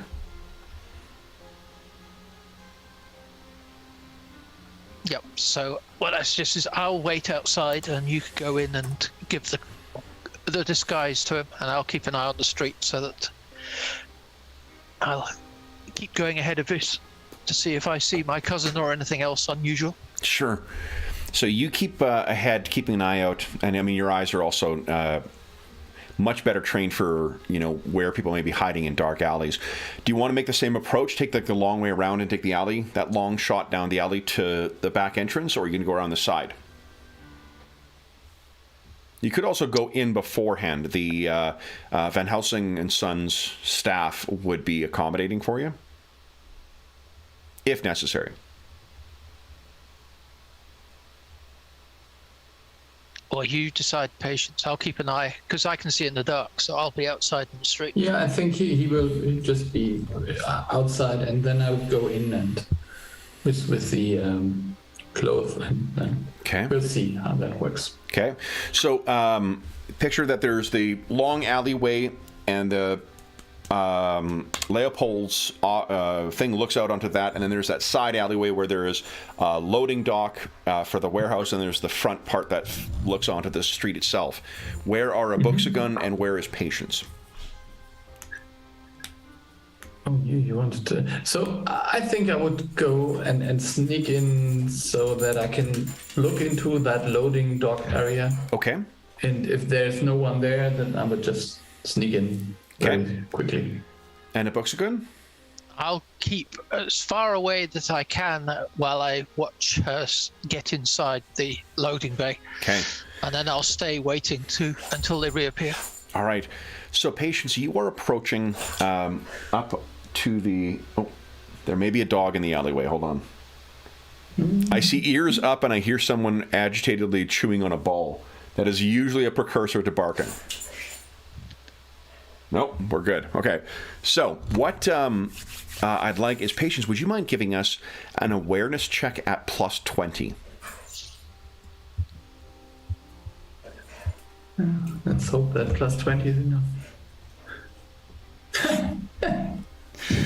You want to spend a fortune coin? Yes. Okay. Obviously, I want to. This is weird. I Your don't luck know. has been astoundingly bad with this. Weird. Just means you're getting it out of your system. There you go. Look at that. All right. 6 degrees. So you are at the loading dock. You're about maybe 10 strides from the corner, maybe even less than that, when you can hear shouting and banging. The shouting is coming from people with rough British accents. Get out of there! Come on out right now! And you can hear someone shouting. You don't understand it, I don't think, but they are speaking in a dialect of German. And shouting commands once again. So I think I make a hand sign to Abuxagan. okay. We need to close in.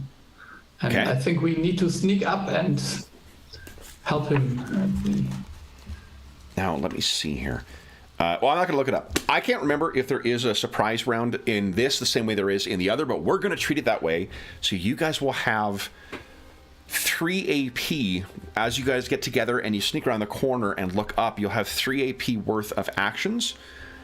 Why don't you give us each...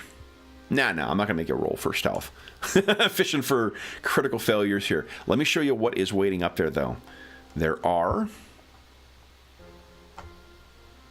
Where is he? There we go. There are 2 red coats.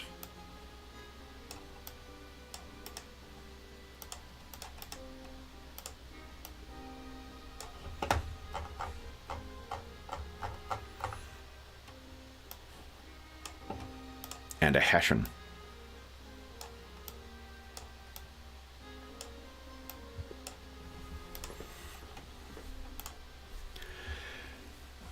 So, guys, Patience, your picture, you're at the edge. The way you lead up, I think it is... The length of the stairs is probably like maybe 3 strides. So you get to the corner. Patience, you have 3 AP. What do you want to do? So to get there, it would take me 3 strides. To get into no. It's a 3. It take you 3 strides, which means it would be 1 hustle, because each stride. Remember, your movement measures it in strides. Yeah. Okay. Yeah. I think I would just to do the patient thing to do is just to just charge in there and just tackle someone. And okay. That's who has the largest gun, maybe? The Hessian probably has the most impressive gun. Yeah. Okay. So then it'll be a charge is a 2 AP action, and where is it here? Yeah, charge 2 AP, and then you get to add 1 extra fury dice to damage with a melee weapon. Is that what you're intending to do?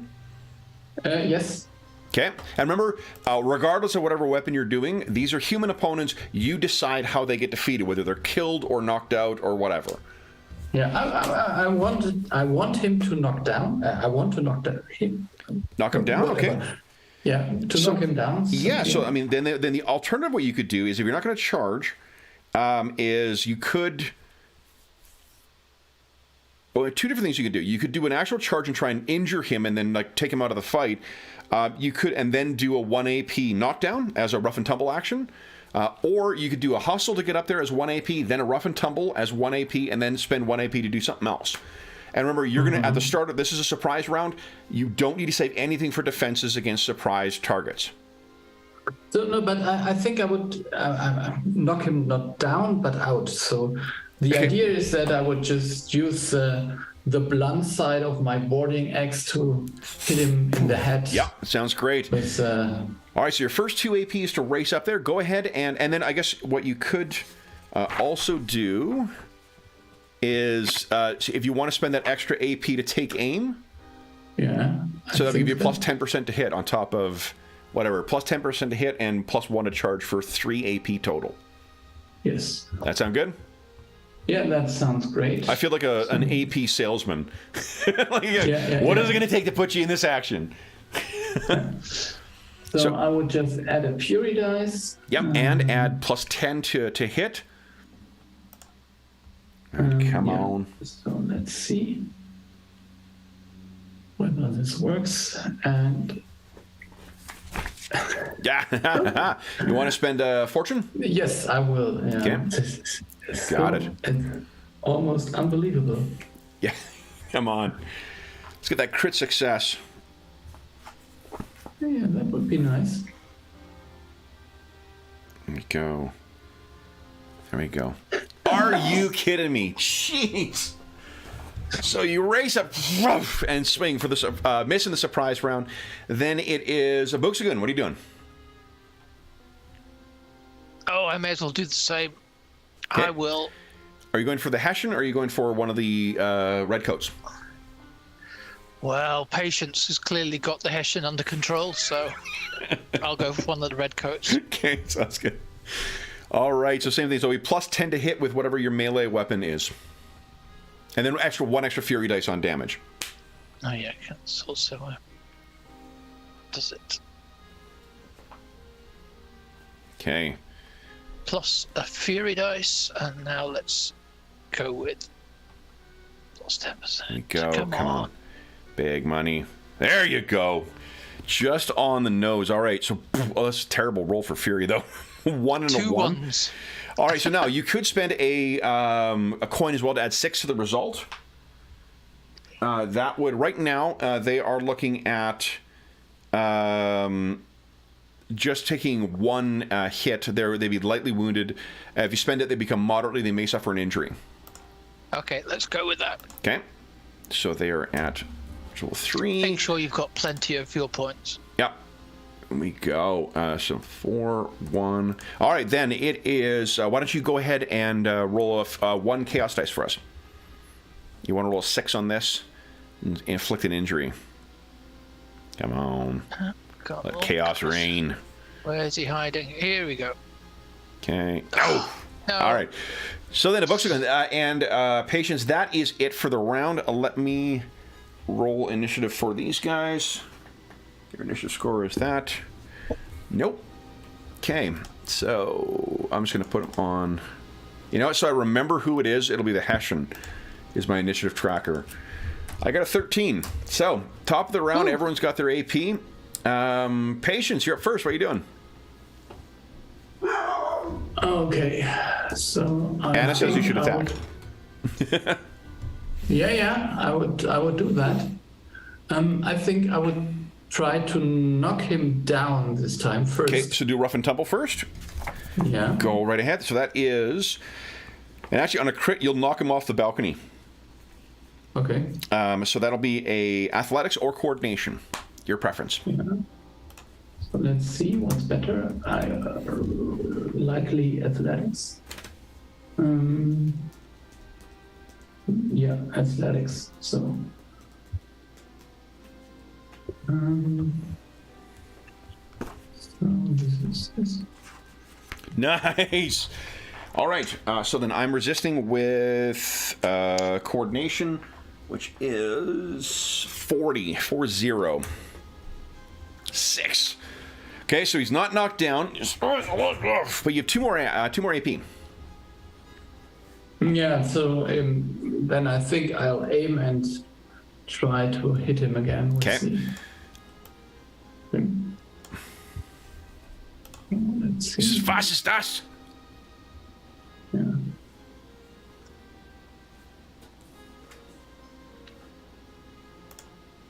Come on, big money. Yeah. Let's see that crit with the. There you not a go. crit. Whoomp. Now, I think you said as well that for free you were drawing your pistol, right? Didn't I hear that? No, what? Because if you draw your pistol, take a look at your talents, one of your traits. Oh yeah. Ah, I see. I get it. Yeah, I was. Because I thought I heard that, didn't I? No, yes. The problem is that I may be reluctant, although I can get a free attack. This makes noise, and Yeah. I think there are more. So of them. let me tell you what happens to the Hessian first. So right now we're looking at moderately wounded. If you want to spend that last fortune point, I got to dodge here. Hold on, I got to dodge at 40. I failed. I'll spend a misfortune to try and re-roll that. Let's see here, just to get that back in your possession. Right on the nose, barely. Wait, you aimed. So he's got -10 to his parry, or his dodge. I fail. So then, that is right. Currently, you're doing 14 points damage, which would knock him down to moderately wounded. If you spend an extra fortune point, that would be seriously wounded. Yeah, I think I would do that. Okay. So then, would you give us roll 2 chaos dice, please? Woohoo! Oh, nice! Go ahead and give us a... You know what? Because we're at the end of the session, why don't we treat these guys as unfaded? So it'll be just like in Blackbirds. Well, how does this guy go down? Yeah, I think I would just hit him on the side of the head so he would be unconscious and hit the ground. Yep. So he slumps to the ground. That big stupid hat of his falls off of the side. Then do you wish to trigger your gun thing? Yeah, I think that's already, we are busted anyways. So I think, I will maybe try to shoot the next one. So Yep. maybe not try to kill him, but Okay. yeah.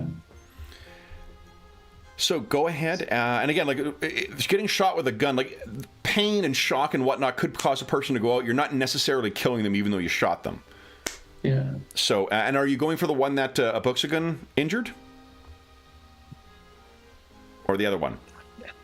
I think maybe... I think the one that the Abuxagun injured would be easier. Yeah, okay. So let's do this. So go ahead.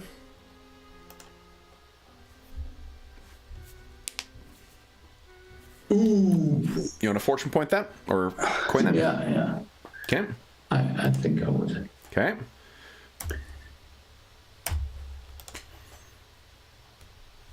Holy shit, look at that damage, though. My God. Yes, that's what... Because... Holy smokes. Okay, so that's a hit. He has to dodge. This is a 40%. That's a miss. I'll spend a coin to re-roll. So he does manage to get out of the way of it. But you have a fortune point back. Then a Buxagun, what are you doing? I will aim and then try and hit this guy with the hatchet. Okay.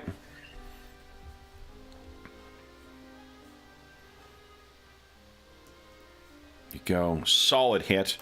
He will have to use melee, and he's got minus 10. I have a 40% chance of dodging or parrying. It's a fail. I'll spend a fortune. Jeez. Manages to get it up in the way. I'm trying to do favors here, and I'm screwing over your plans. All right, so he manages to get up, and that is, you still have 1 AP left. Yeah, I'll keep it for reaction. For defenses, you got it. All right, on their turn. So then this guy, the injured one, is going to spend 1 AP to try and knock you down, a Buxagun. So this is a coordination check. That's a success. You can resist with resist with coordination. Okay. That's standard coordination. Oh. Want to coin that? Yeah, let's do that. Okay. Oof. Nice. So he tries to knock your legs out. That is unsuccessful. He then will try and has hit you with his bayonet. This is a 50. So, wasn't that the guy who dodged 2 times already? No, right, but at the start of his turn, he refreshes. Ah, I see. Yeah, everyone starts with their AP in the first round. Yeah. So the like if you guys had acted second in this, you would have had 3 AP to dodge and whatever else. Okay, so then it is he has a 60% chance of hitting with this. That's a miss. I'll spend a fortune to see if I can turn it into... No! Nice! And then he'll say the last one for a defense. But you have that now. And then the one facing patience. Likewise, same second verse, same as the first. 40% chance of trying to knock you down. It's a fail. I'll spend a point. Fail. So this was a critical fail. It was a critical fail. Oh, good point. Good point. Hold on here. Let's quickly see what that does. He may be knocked prone and may have to spend the rest of the round trying to get up. Let's see here. Rough and tumble. Where are you here? Here we go. Rough and tumble. Knockdown. Critical fail. Knocked prone. Yeah. So he tries to sweep, but I mean, like, you're someone who's used to like keeping your footing on the roughest seas. You step to the side, apply some pressure, and he hits the ground. I then have to spend 2 AP to scramble up to his feet. That's it for them. Patience, you're up next. What are you doing? Yeah, I think I would just repay the compliment. So I try to knock him down. He's up now. Yeah, go ahead. Let's see if that happens. Yeah, he has. And he can resist this, but he can't defend against any of your attacks. He's out of AP. You want to coin that? So I think I'll just let it be. So man. Okay. I would just. So the advantage for targeting prone targets take 1 extra dice of damage. Yeah, I know. So yeah, and we have 3. Okay, so I will re-roll. Let's be honest there. I can't always fail. Exactly. Come on. Yeah, there you go. All right, so I got 40% to 6. Nope, he's down on the ground. You have 2 more actions. What do you want to do? I take aim and just try to knock him out with the awesome boarding axe again. So you will do 2 fury dice of damage on this. Yeah. And if you wanted to bump the damage up, like a finishing blow, that would be a targeted attack, which does, you wouldn't get the benefit of the aim, but you would do 1 dice extra damage plus your combat bonus extra damage. Yeah, I would just not. I think just taking aim would would be enough. So you got it. Would be then 10 bonus. Okay, so you just need to connect with this. Nice. Yeah, and that was important this time. Excellent. Now hold on. Backslash is something extraordinarily badass. Oh yeah, when you attack with this weapon, you gain an assist dice. So roll 1 extra 1d10. If you roll a 1, you got a critical success. No. Okay, so, but still, so that's 13. That would bring him down 1, 2. That's down to moderately wounded right now. You want to spend a fortune to bring it down to seriously? Yes. Good. Roll 2 chaos dice, please. Oh. Nice! Holy smokes! So this guy is likewise completely knocked out. And then it is a Buxagun's turn. All right, I will aim and try and smack him on the side of the head with the hatchet as well. Go ahead. Yeah, he has no... Oh, he's got 1 save to defend. So he's going to try and parry this. So he'll have no modifier on the parry because I'm aiming, but I've got a slow weapon. Slow. Yeah, that's right. Okay, so it is a 50% 5-0. I'll fortune point that. Fails! What does it look like as you take this guy down? I just, as he swings and misses, I just go pack on the temple and down he goes. And he drops down to the ground. Potatoes. Yeah, and there was there a gunshot? There was. So you can hear kind of shouting elsewhere in the city. But the door opens and Leopold is there and he looks down. I chose the right people. Yes.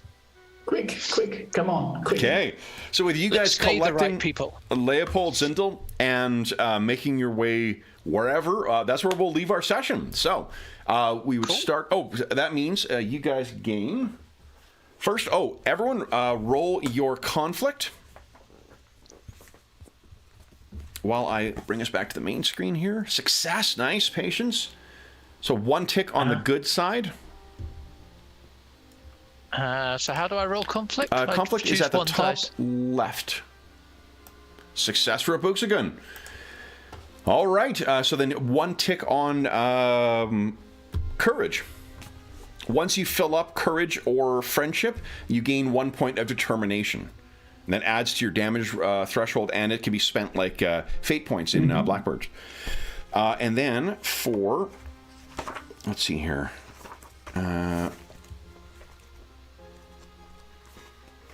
Counters, no.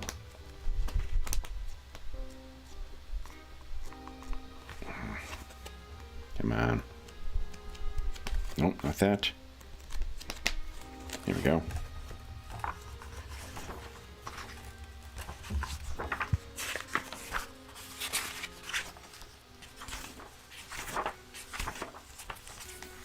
Oh, for Pete's sake.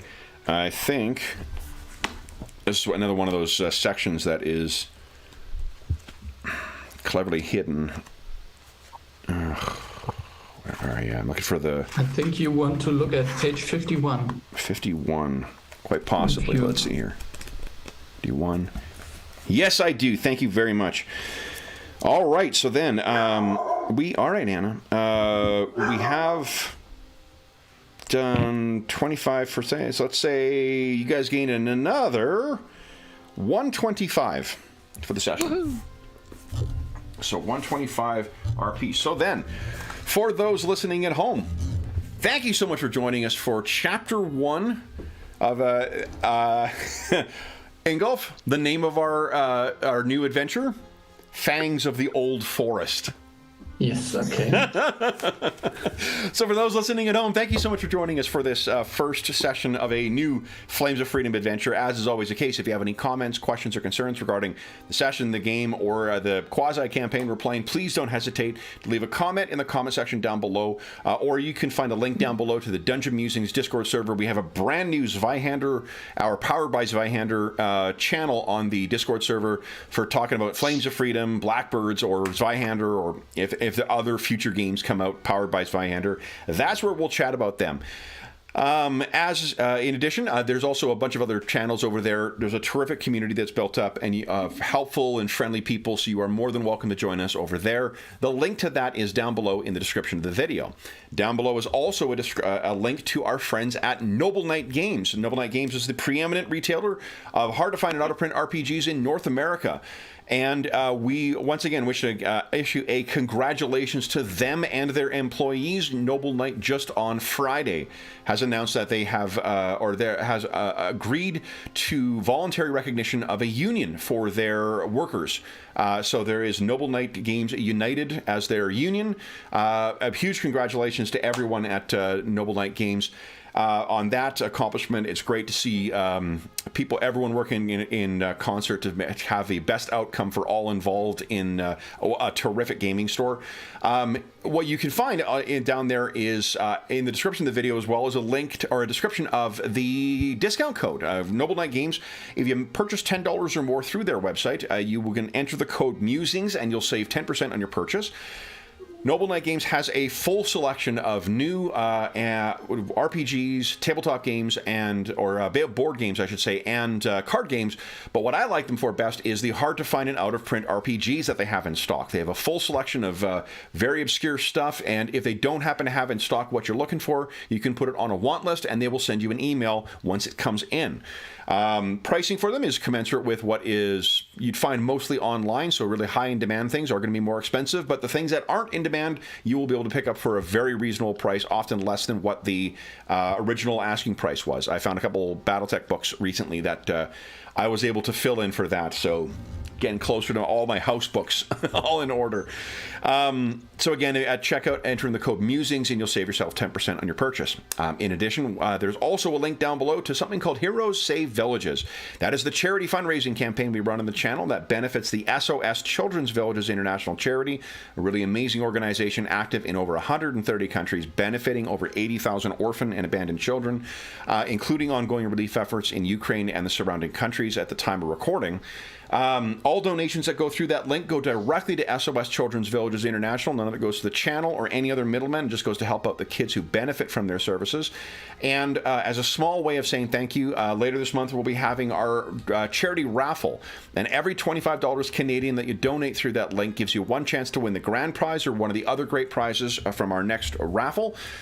If you want to see what was awarded last time, head on over to the Dungeon Musings Discord server's Charity Initiatives channel, but I can tell you that this year's grand prize will be a copy.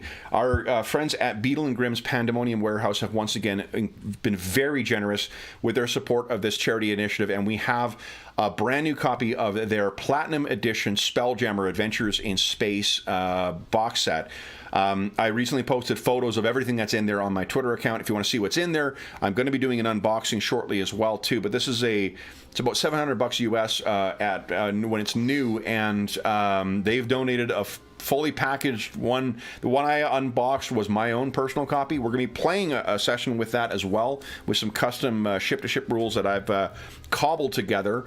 But it's an amazing product. It is, if you do enjoy playing in person, these things I offer the most not ostentatious, because that's just not necessary, the most luxurious and deluxe way of enjoying the play experience. They're just incredible. Miniatures, maps, in-universe handouts, extended encounters, monster hangers, art hangers, a custom GM screen. They're just incredibly beautiful. And the grand prize will go to the winner of the raffle. But even if you don't win the grand prize, there's a bunch of other great prizes, including prizes from our Redbubble shop. There's a chainmail dice bag that one of our resident players has put together that are just beautiful as well. So tons of great prizes to win. And most importantly, you get to help out some kids who could really use some help.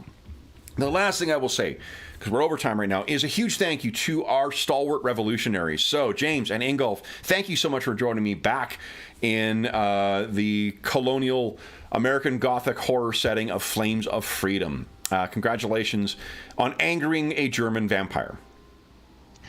So, for those listening at home, I don't know when we'll be back in this. Well, we're probably going to be back in 2 weeks from now. It was going to be right in the heart of vacation, so I don't know if we're going to be continuing on with Legend of the Five Rings as usual. We're going to finish that at the very least that adventure up at some point. So if you were hoping to watch that today, we will still be seeing the end of that adventure. But there's a good chance we're going to be back in the Colonial Gothic setting of our Colonial Gothic horror setting of Flames of Freedom at some point soon. So until then, we hope that we gave you a few hours to take your mind off of the troubles of our world and see the troubles that our revolutionaries are uncovering as they try and help out a Hessian. And until we see you again, stay safe, stay healthy, and auf Wiedersehen.